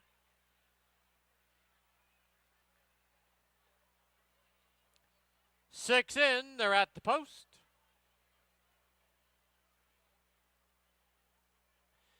There they go. Finding Ways from the rail, pops out of there for the early lead. Back Shack and Cascade Billy, followed by Jose, Love the Nest, Queen of Attitude, the early trailer. Under the line, Finding Ways, sprints clear by a length and a quarter. Cascade Billy in second, muscling his way through between runners. There's Jose. It's 3 lengths back to Back Shack, Love the Nest, and Queen of Attitude as they run to the half-mile mark. Opening quarter, 22-3. As they hit the backstretch, Finding Ways shows the way. It is Jose sitting in second. Cascade Billy's on his outside in third by 4, followed by Love the Nest, Back Shack, and Queen of Attitude. Past the 5/16 they go, the half up in 45-3. Quarter mile from home, Finding Ways. Jose is inching up on the outside. Then Cascade Billy. Love the Nest is making a move, but he'll need a way through. They've reached the top of the lane. Finding Ways with the lead. Jose. Love the Nest stuck down on the inside. And here's Queen of Attitude trying to close late. Deep stretch. It is Finding Ways. Queen of Attitude closing in. Finding Ways to win it. Queen of Attitude second. Jose, Love the Nest, Back Shack, and Cascade Billy.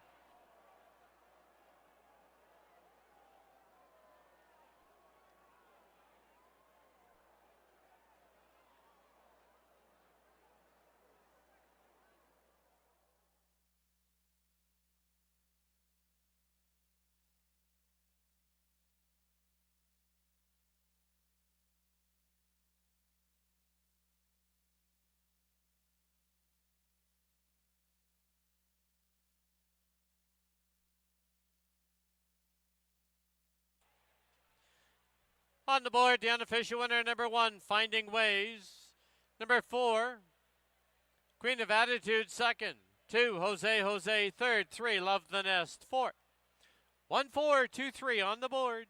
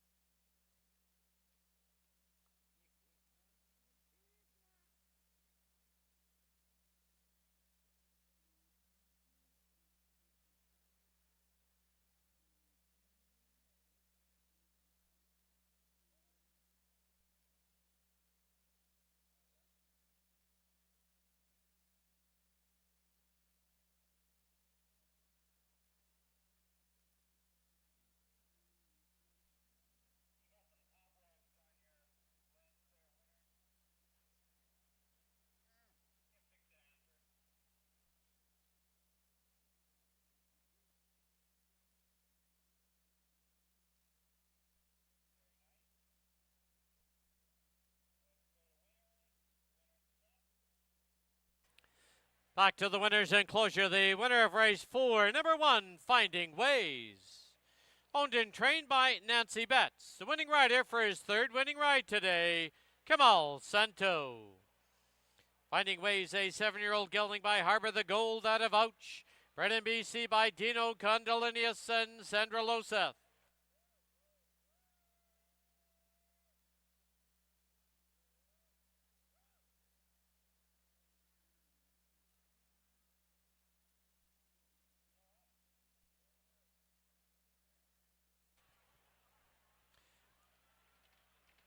The result is official. The 1-4 exacta was $19.15.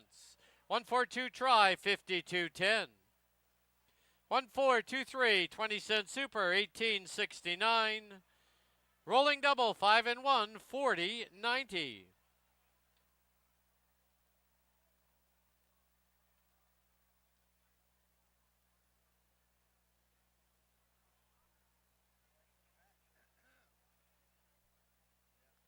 Final running time, 1:16 and 81/100.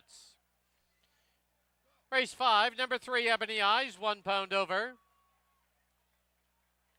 Post time for the 5th, 20 minutes away at 5:02. Sound of that gong once again means another donation to Wild Hearts Thoroughbreds Retirement Foundation.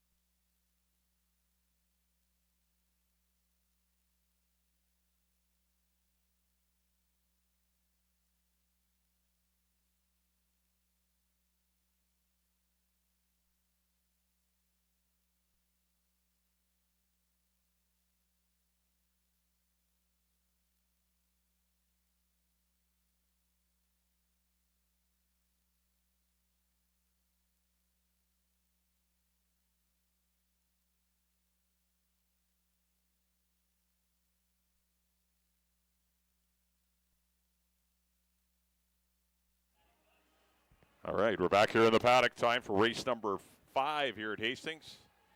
This 5th race is for fillies and mares, non-2 lifetime, $6,000 the claiming price up to $7,500.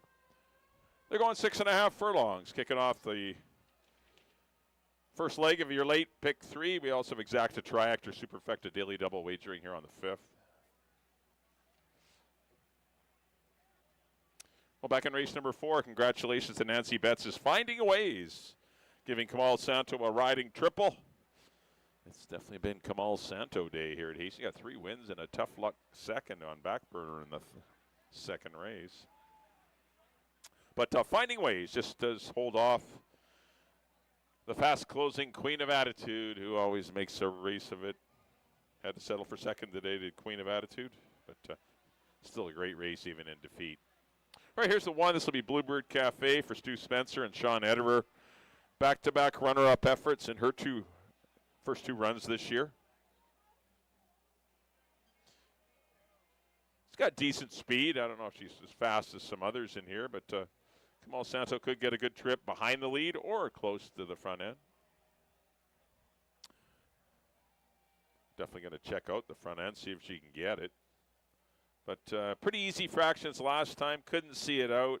A Lobra beater that day. Couple lengths ahead of Stilettos Only. This race has come up, I think, a little bit tougher. Tougher for speed. But she's definitely one of the players in here. Bluebird Cafe, currently at 5-2. She's your lukewarm favorite. I've got her in the 3rd spot, but could definitely see her winning. I mean, it's not a... She's definitely... The 1, 2, and 6 are the horses in here for me. Those are the ones I see as the main combatants in this race, the best chances to win. So, Bluebird Cafe and the red hot Kamal Santo. We'll see if we can get his 4th winner here with the Keith Peterson trainee. Number 2 will be New Blend for Canmore Farms, Maureen Goss and Adrian Tremblay, daughter of Numani. She's not hard to spot. She's the white one. Big gray and got a nice win going long last time. She's going to cut back to a sprint. She did chase Camptown Lady around the racetrack 2 starts back. Going to have to try and reverse that 5-length deficit, make things more interesting. But maybe she could take the seat in behind the 1 and the 6 if that's the way the race shapes up. But she's live in here. She's burned a lot of money. 30 cents on the dollar she got beat. 15 cents on the dollar she got beat.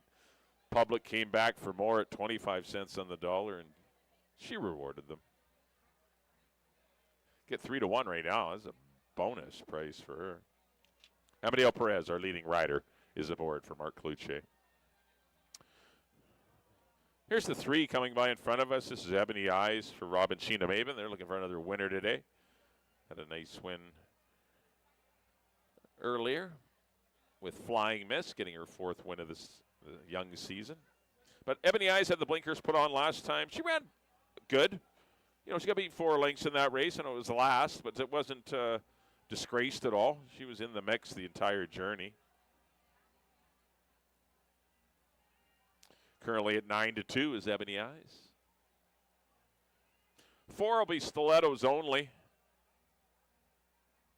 There she is for the Trinity West Stables and Willow Lake Stable. Trainer Tammy Snow.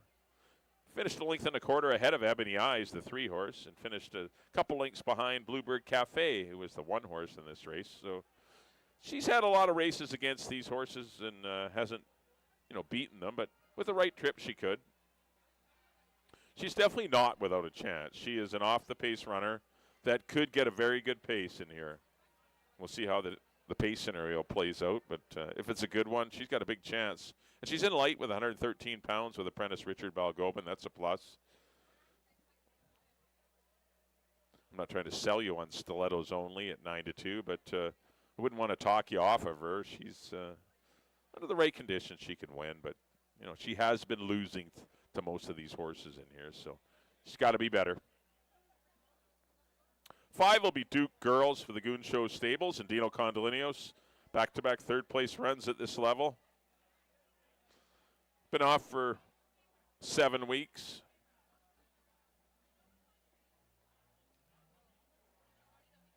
Hopefully the freshening's helped her. Silvina Morales back aboard for Dino. Currently sitting at 5-1. And number 6 will be Camptown Lady. Her second start of the season was a winning one, which she easily galloped off to break her maiden in a good time, defeating New Blend and Zomi. There's some more accomplished runners in here, so she needs to be every bit as good. And if she is, I think she's got a good chance to win it. I'm going to take her. I think she can clear and get the lead. If she doesn't get the lead, I still don't mind her chances. I think the outside post is good for her as she gets out a little bit on the turns. Antonio Reyes looking for his first win of the day. For Lois Bennett and family, the Bennett family's Camptown Lady, trained by Barb Heads. Good price at 5-1. I went 6-2 and 1. Kind of like Camptown Lady in here, and you're getting a pretty good number on here. Good luck whichever way you go. Once again, this says kick off your late pick 3. Horses are on the track for race number 5.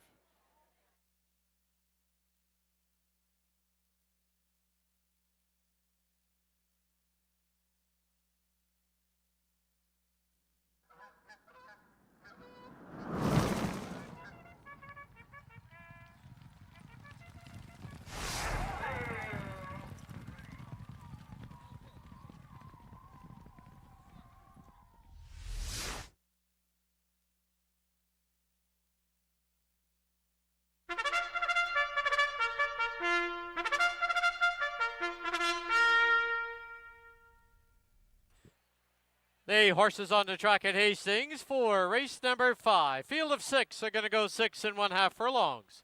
Exactor, Triactor, Superfecta, Pick 3, Daily Double Wagering. Here's the field. Number 1, Bluebird Cafe, owned by Stuart Spencer and Sean Ederer. Kamal Cento rides. 2, New Blend, owned by the Canmore Farms, Maureen Goss, Adrian Tremblay, with Amadeo Perez. 3 is Ebony Eyes, owned by Robin Sheena Maben, Chris Mamdine aboard. Number 4, Stilettos Only, owned by Trinity West Stables, Willow Lake Farm and Stables, with apprentice Richard Balgobin. 5, Duke Girls, owned by the Goon Show Stables, with Silvina Morales. And number 6, Camptown Lady, owned by Lois Bennett and the estate of R.J. Bennett, Antonio Reyes in the saddle. 6 minutes to post time.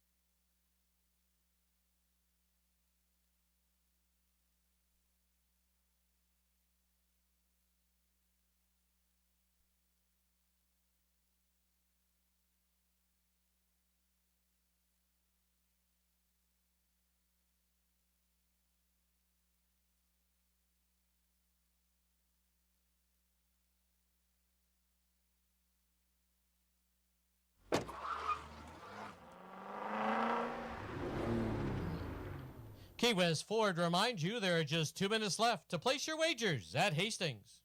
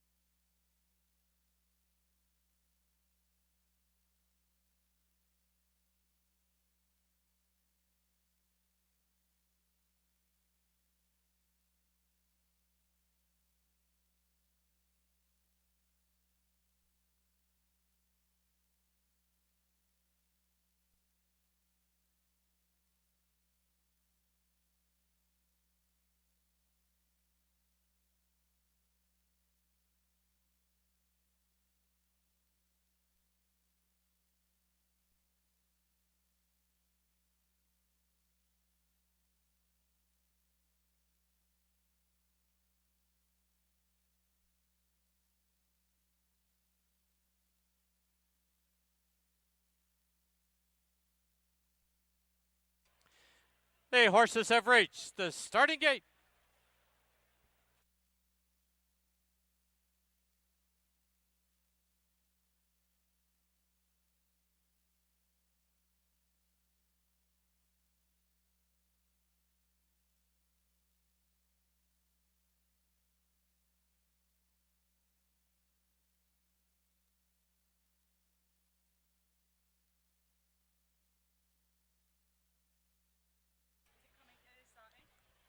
Loading in now for the 5th at Hastings. Bluebird Cafe to the inside gate.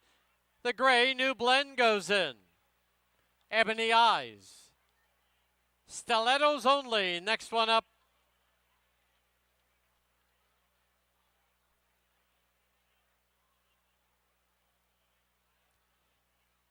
Followed by Duke Girls. The outside gate. Camptown Lady.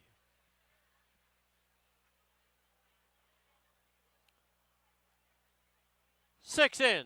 They're at the post.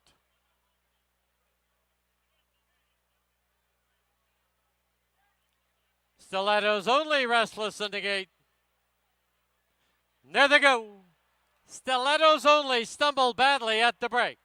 Camptown Lady from the far outside, gun for the early lead. Bluebird Cafe down at the inside. 3 lengths for the back now. As they go under the line is Ebony Eyes. On her outside is Duke Girls. New Blend, Stilettos Only the trailer. 8 off the lead. Into the clubhouse turn they go. Bluebird Cafe from the rail. Camptown Lady on the outside. They match strides. It's about 4 lengths back to Ebony Eyes. On her outside is Duke Girls. Then New Blend, who has about 6 lengths to make up, and 3.5 for the back. Stilettos Only. The opening quarter comes up in 21 and 4 as they race to the 5/16 marker. From the inside, it's now Bluebird Cafe by a neck. Camptown Lady. Duke Girls ranging up on the outside. New Blend is making ground at the rail, but will need a way through. They're midway on the turn, and Bluebird Cafe. New Blend had nowhere to go as they get set to turn for home. Bluebird Cafe leads it now by a length. On the outside, Duke Girls. New Blend trying to muscle her way through. Down the lane they come with New Blend in front. New Blend, Duke Girls, far outside, Stilettos Only. New Blend will win it by 2. Photo for second. Bluebird Cafe, Duke Girls, Stilettos Only 4.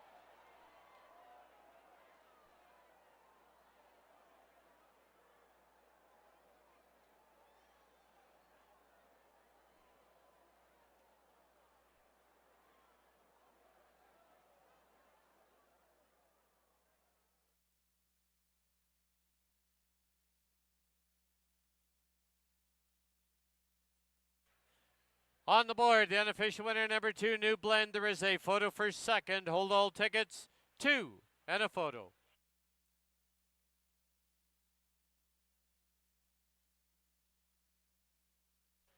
Please note the inquiry sign will be put on the board. The stewards are going to review the start of race 5, as well as the horses getting set to turn into the stretch. 2 stewards reviews. Hold all tickets.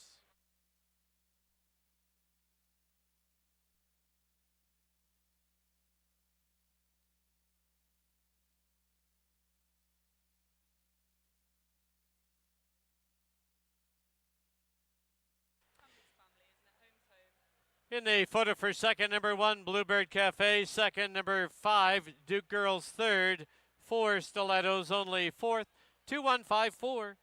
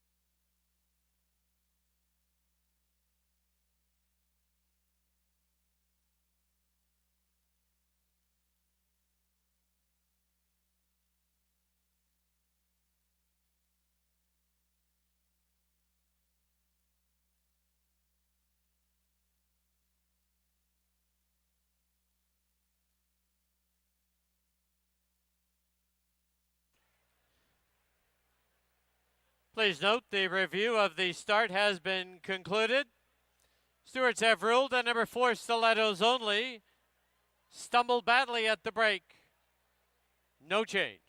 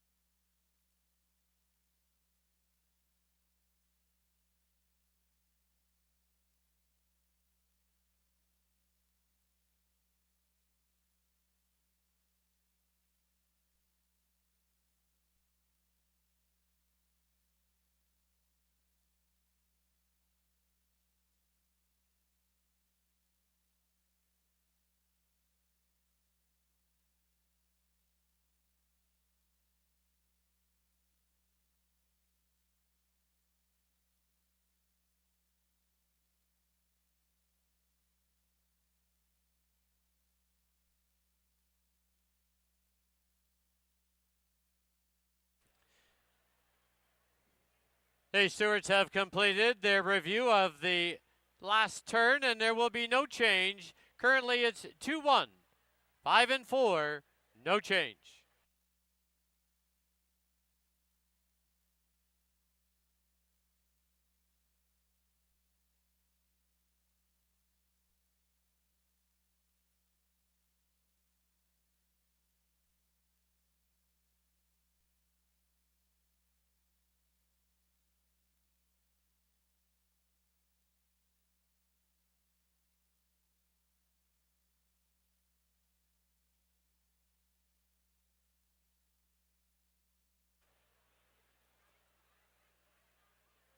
Back to the winner's enclosure. The winner of the 5th, number 2, New Blend.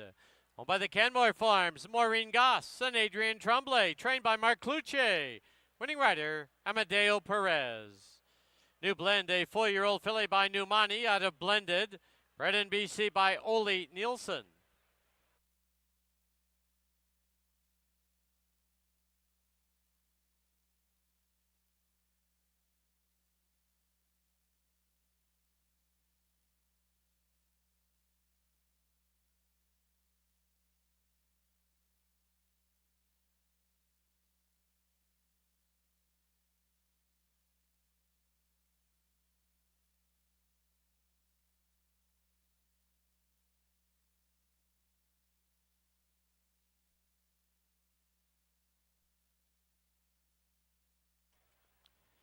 Two-one exacta was $11.90. 215 try, $41.15. 2154 20-cent super, $27.61. The double 1 and 2, $42.10. Pick 3 and eat 3 a 3, $63.10.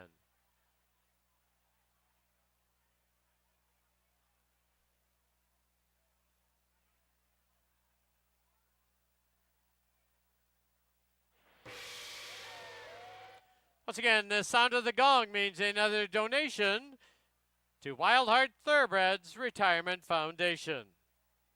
Final running time, 1:20 and 24 100ths. There was a claim in that 5th race. Number 1, Bluebird Cafe, claimed by Nicole Droder, trainer Craig McPherson. In the 6th, there are no changes. Post time, 19 minutes away at 5:33.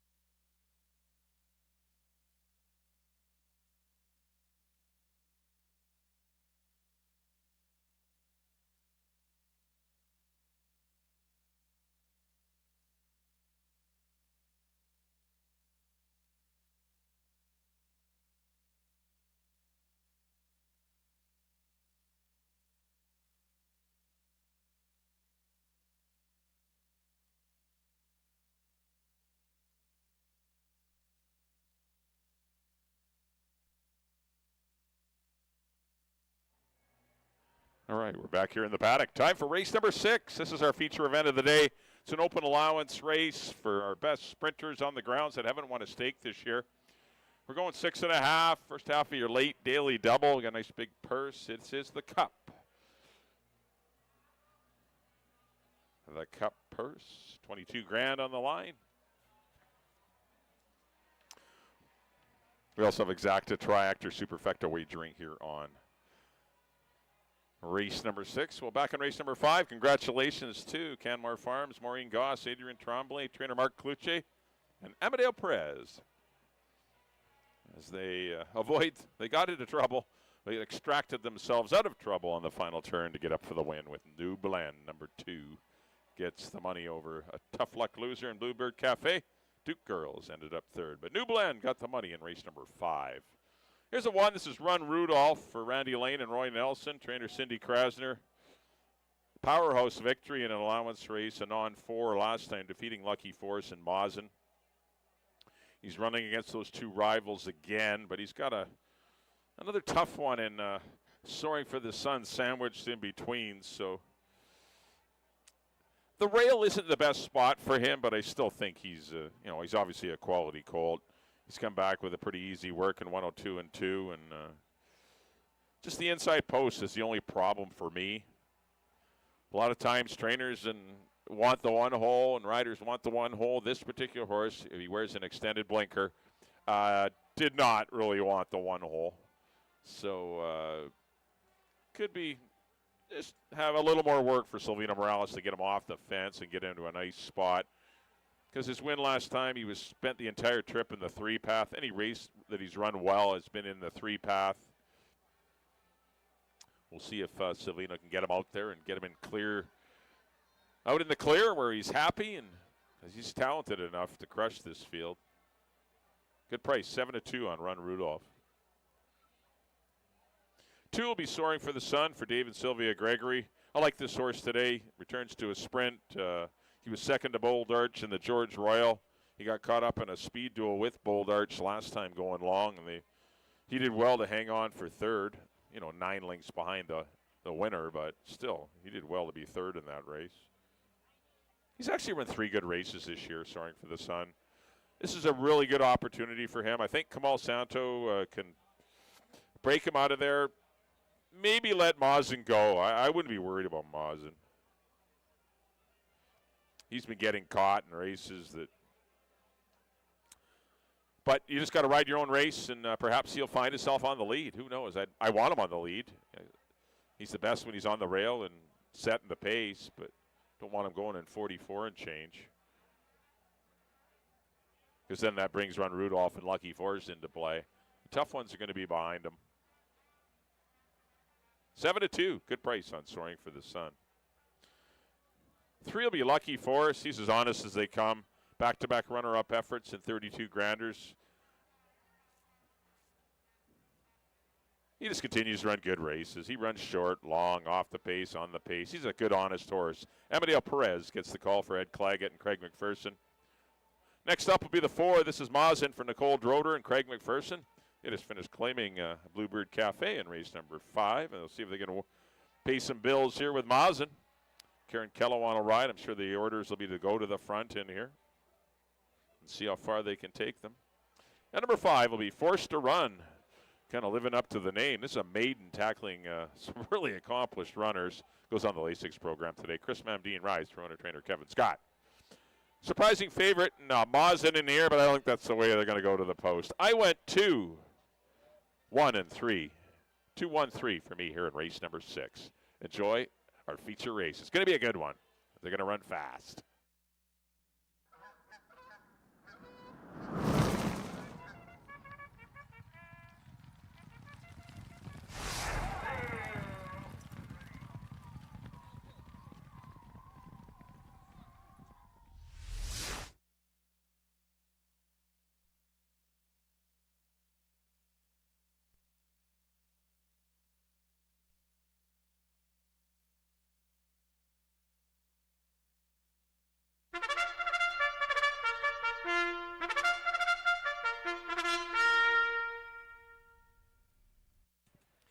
Hey, horses on the track at Hastings. Race 6, this is the Cup Race. Your field includes number 1, Run Rudolph, owned by Randy Lane, Roy Nelson, Silvina Morales aboard. 2, Soaring for the Sun, owned by Dave and Sylvia Gregory with Kamal Santo. 3, Lucky Force, owned by Ed Claggett, Amadeo Perez in the tack. 4, Mason, owned by Nicole Drotter with Kieran Kellewan. And the 5, Forced to Run, owned by Kevin Scott, Chris Mamdine aboard. 6 minutes to post time.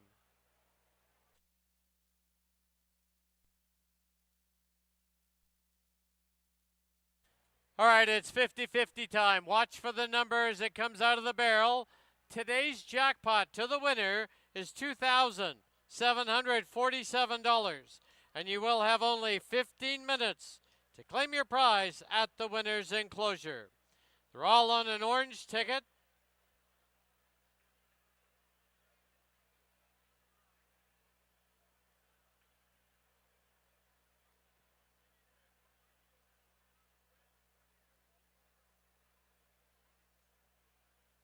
All right, the winning number is 488-594.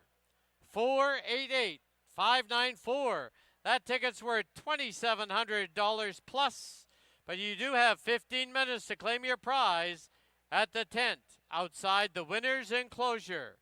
Once again, winning 50-50 draw in aid of the Greater Vancouver Food Bank. 488-594.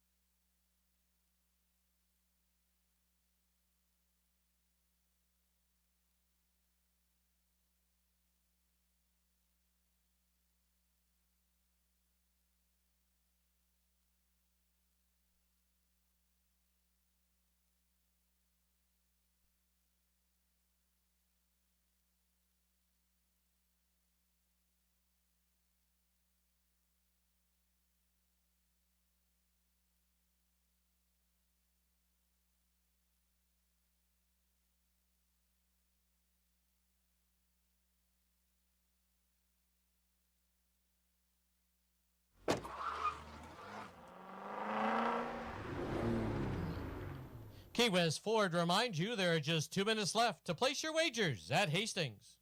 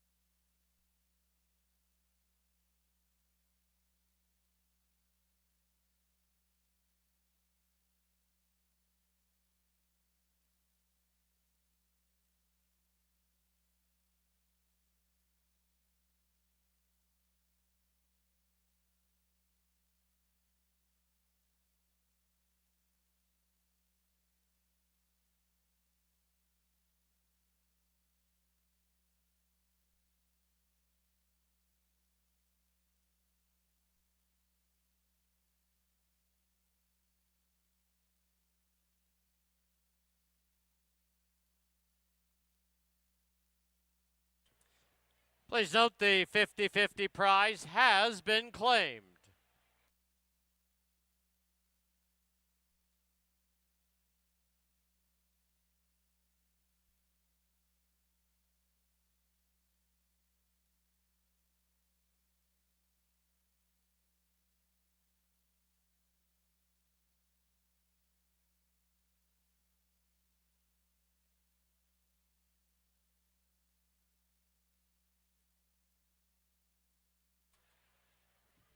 The horses have reached the starting gate.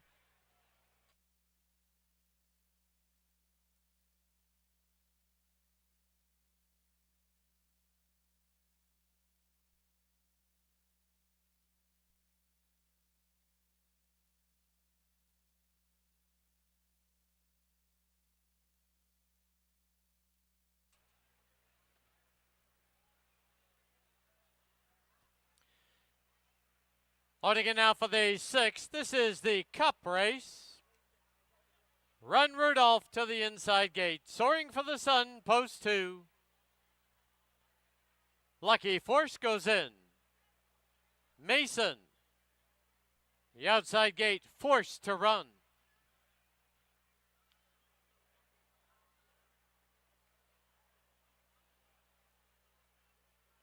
Rider is off the 5, forced to run.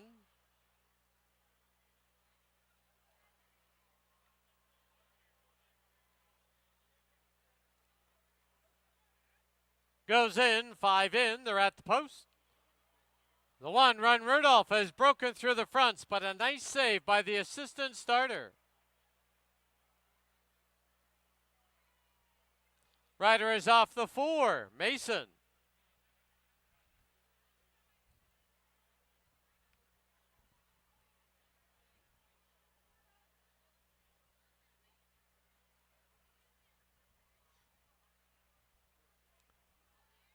Both riders reset, 5 in, they're at the post. There they go. From the outside, Mason pops out of there, grabs the early lead. Run Rudolph on the inside, soaring for the Sun, followed by Forced to Run. The early trailer, Lucky Force, he's already 9 off the lead. Under the line with Mason, showing the way. Into the clubhouse turn they go. Mason leads it now by a length.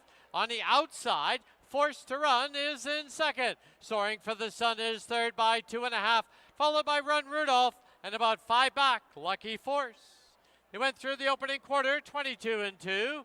As they march down the backstretch, Mason leads it by a length and a half. It is Forced to Run, sitting in second. Soaring for the Sun is third. Run Rudolph fourth. No change in the order. Still the trailer, Lucky Force. Into the far turn they go. The half, 45-4. Quarter mile from home. And Mason loose on the lead now by 2.5. Up on the outside is Run Rudolph. At the rail, soaring for the Sun, and Lucky Force trying to close ground. Off the turn into the stretch, and down the lane they come. It's Mason by 2. Run Rudolph on the outside. Mason, Run Rudolph. Mason will win the Cup. It'll be Run Rudolph second, Lucky Force third, soaring for the Sun, and Forced to Run.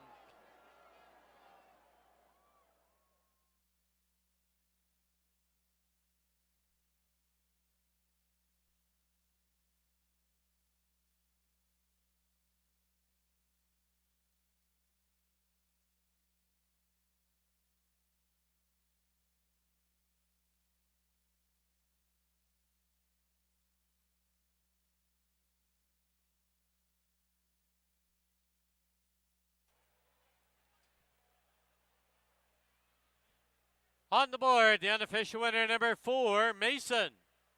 1, Run Rudolph, second. 3, Lucky Force, third.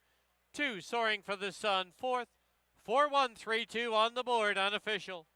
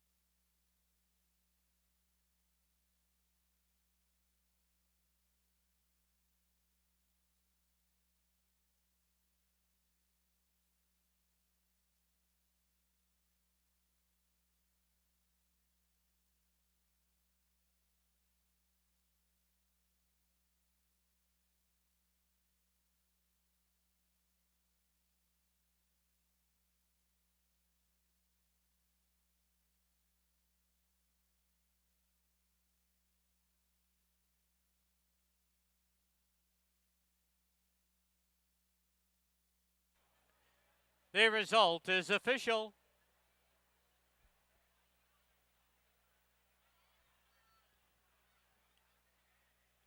413 try was $30.80. The exactor, $19.65.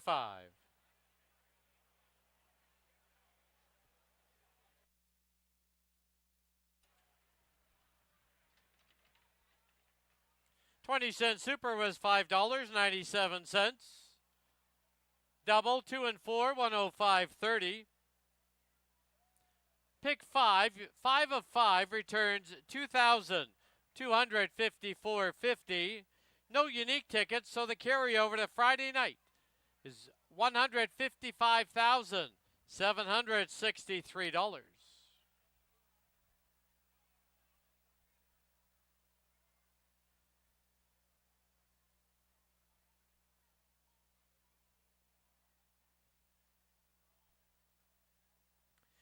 Into the winner's enclosure, the winner of race 6, the Cup race. This is number 4, Mason.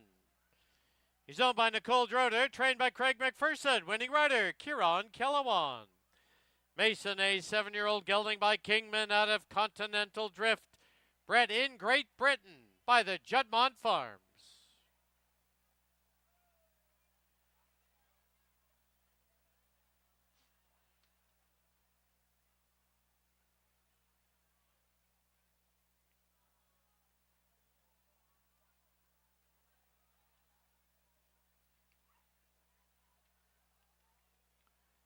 Up next, our 7th and final event. We have no changes.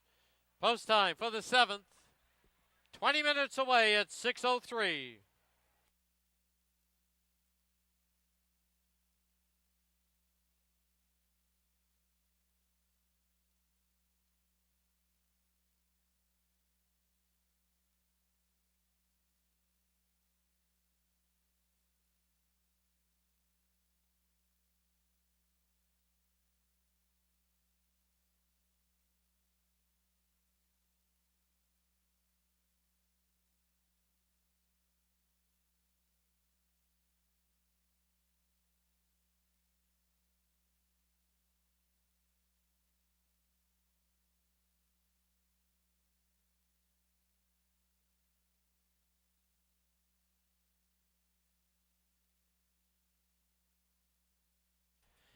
Just a reminder, live racing continues this coming Friday night at 7 p.m.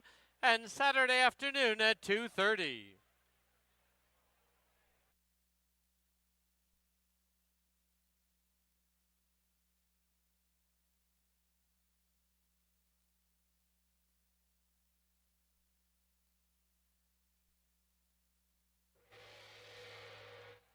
And once again, the sound of the gong means another donation to Wild Hearts Thoroughbreds Retirement Foundation.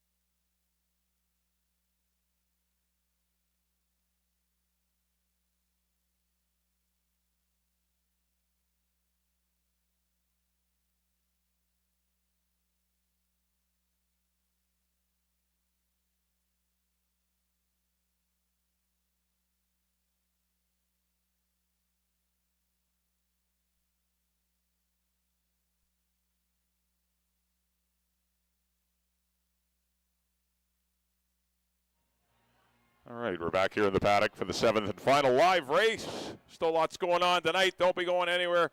Still lots of fun going on. Beautiful Saturday night here in the greater Vancouver area, in the east end of town.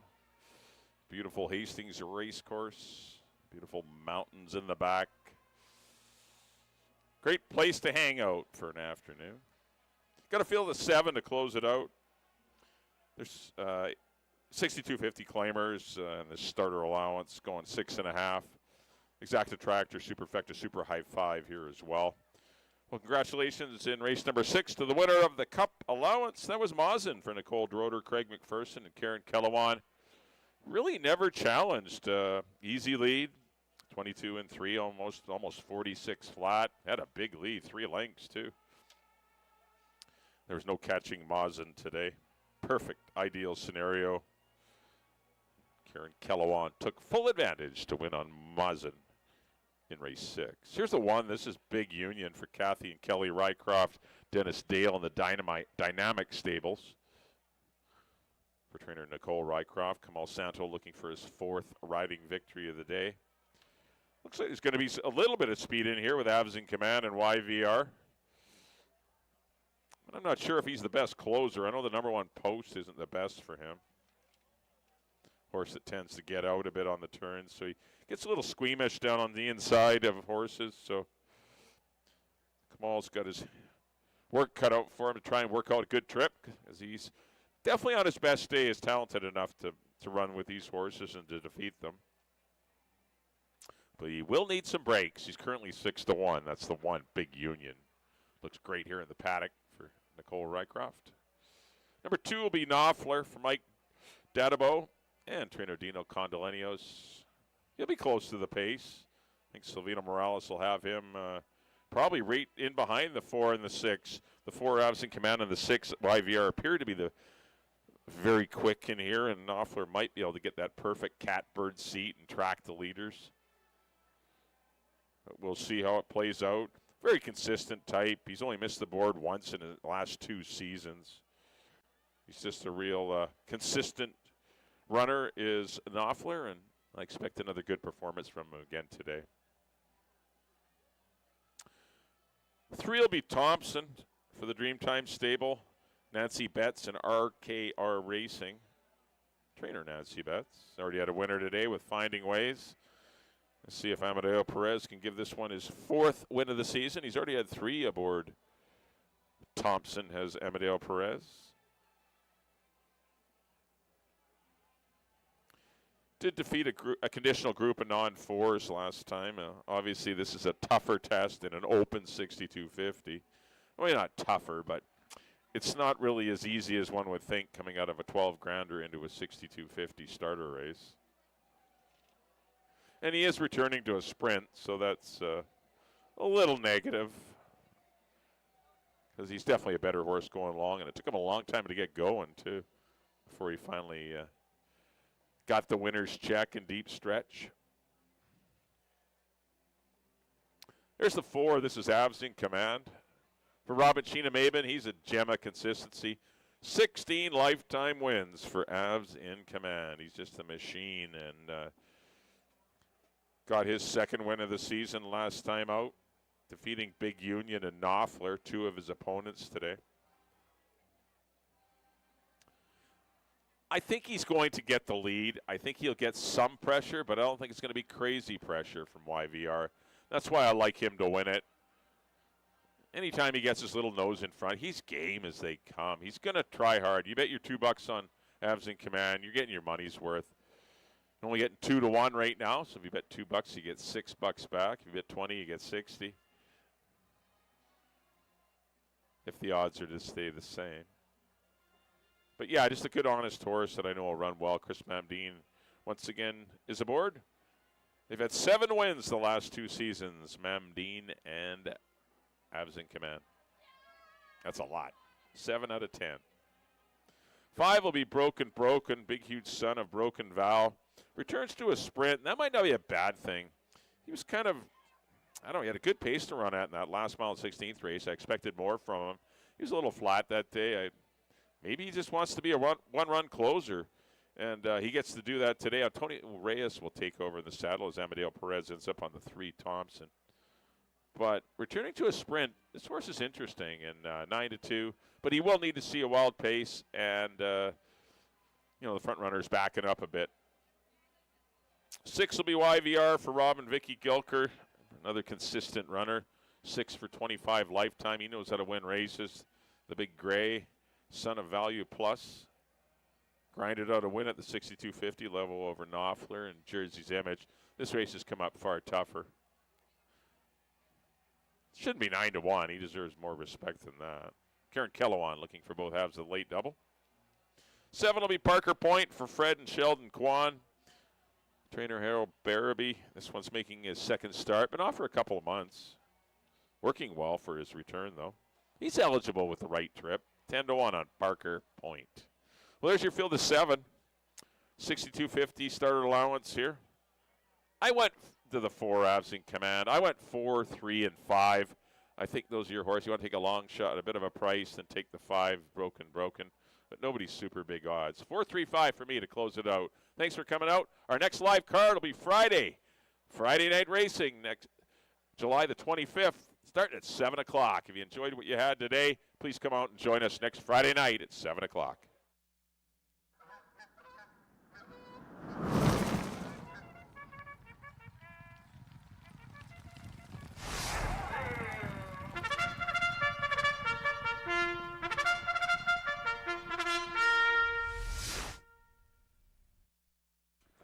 Horses on the track, Hastings, nightcap. 7th and final event. Here's your field. Number 1, Big Union, owned by Kathy Rycroft, Kelly Rycroft, Dennis Dale, and the Dynamic Stables. Kamal Santo aboard. Number 2 is Knopfler, owned by Mike DeDabio with Silvino Morales. 3 is Thompson, owned by the Dreamtime Stables, Nancy Betts, and RKR Racing with Amadeo Perez. 4, Avs in Command, owned by Robin Sheena Mabin, Chris Mamdine rides. 5 is Broken, owned by James Redicop and Stefan Ferrerio with Antonio Reyes. 6, YVR, owned by Robin Vilke Gilker with Kieran Kellowan. And the 7, Parker Point, owned by Fred Kwan and Sheldon Kwan, apprentice Richard Balgoban-up. 5 minutes to post time. Just a reminder, live racing continues on Friday night at 7 o'clock and Saturday afternoon at 2:30.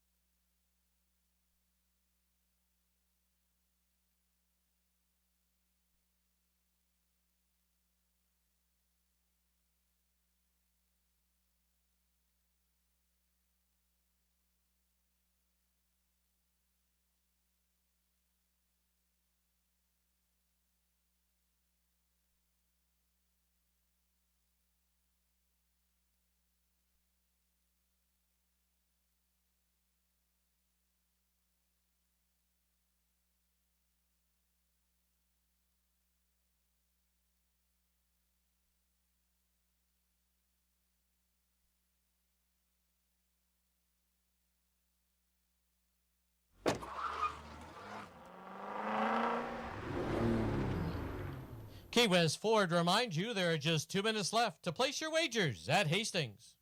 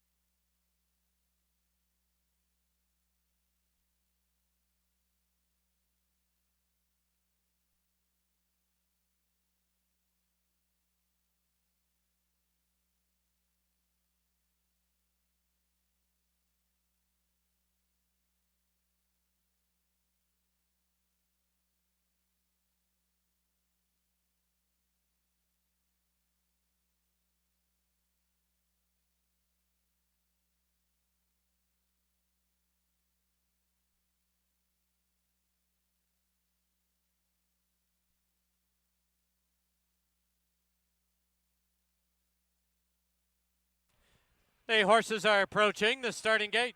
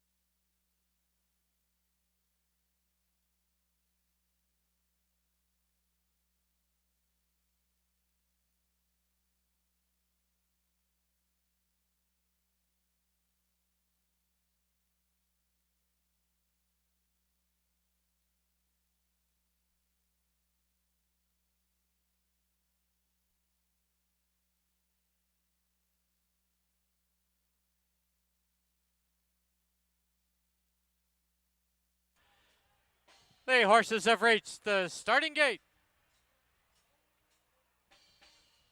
Loading in now for the nightcap, 7th and final event. Knopfler into gate 2. Thompson goes in. Avs in command. Broken, gate 5. YVR. 2 left to load, the inside and outside. Big Union to the inside. Parker Point to the outside. Parker Point goes in. Now here's Big Union.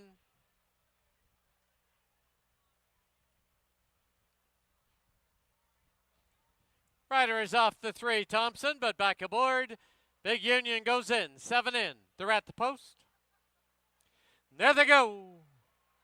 Avs in command. Vies for the early lead. YVR's up on the outside. Knopfler right there. Big Union at the rail getting tightened up on the inside. Then on the outside now, here's Parker Point followed by Thompson and Broken. Into the clubhouse turn they go. And it is Avs in command, showing the way now by a length and a half.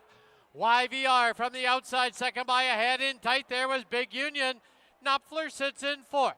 Then 2.5 legs back is Parker Point. At the back, paired off, is Thompson and Broken. The opening quarter in 22 and 4, 3 furlongs to run. And it is on the inside, Avs in command, YVR on the outside. Big Union, 2.5 back in 3rd, followed by Knopfler now ridden along in 4th. Then we have Parker Point, Broken. Thompson yet to get underway. Half, 46 flat.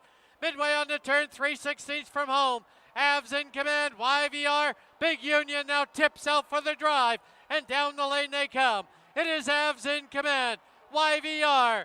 Down on the inside is Knopfler. Broken, trying to split them all, but Avs in command will go all the way. It'll be Knopfler second, Broken third, YVR, Big Union, Parker Point, and Thompson.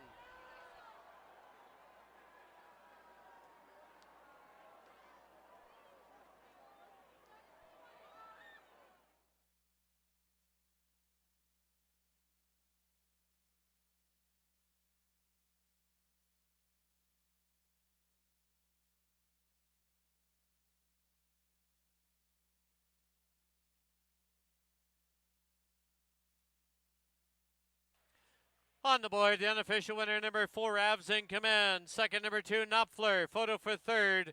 Hold all tickets.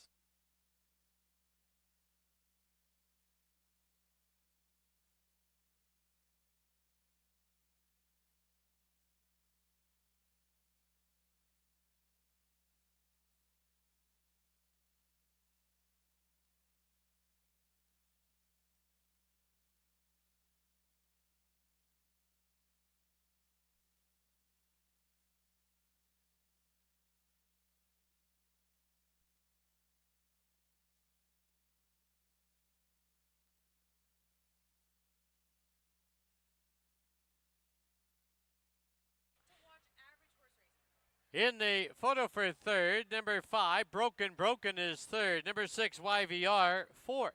And number 1, Big Union, fifth. Super high 5 numbers, 4, 2, 5, 6, and 1.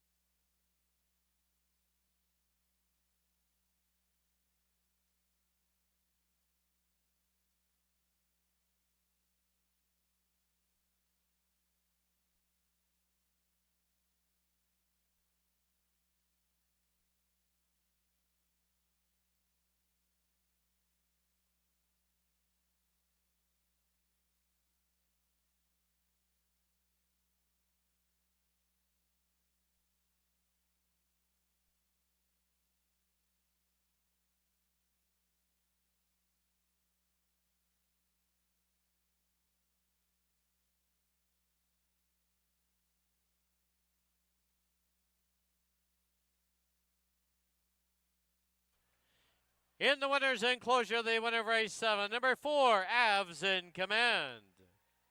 Avs in Command is owned by Robin Sheena Maben, trained by Rob Maben, assisted by Dimitri Topuzis. Winning rider is Chris Mamdine. Avs in Command, an 8-year-old gelding by second in command out of Gabby Got Her Way. Bred in BC by James Reddicup. Win number 17 in the career of Avs in Command.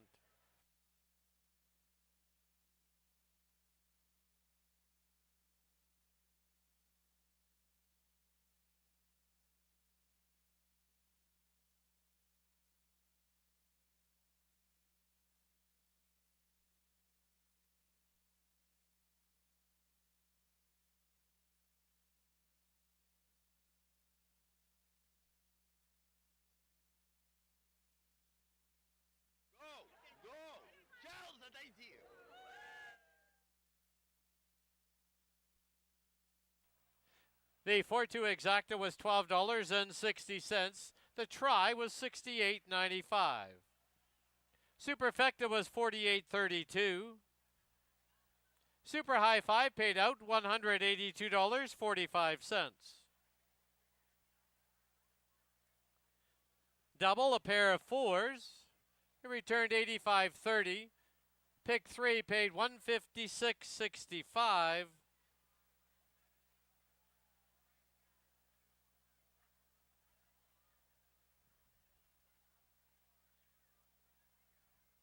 And to pick 4, you need 4 of 4, $120.74. Final running time 1:17 and 18/100ths. That'll wrap up Cup Day here at Hastings. Don't forget, live racing does continue this coming Friday night. Friday Night Live here at Hastings. First race, 7 p.m.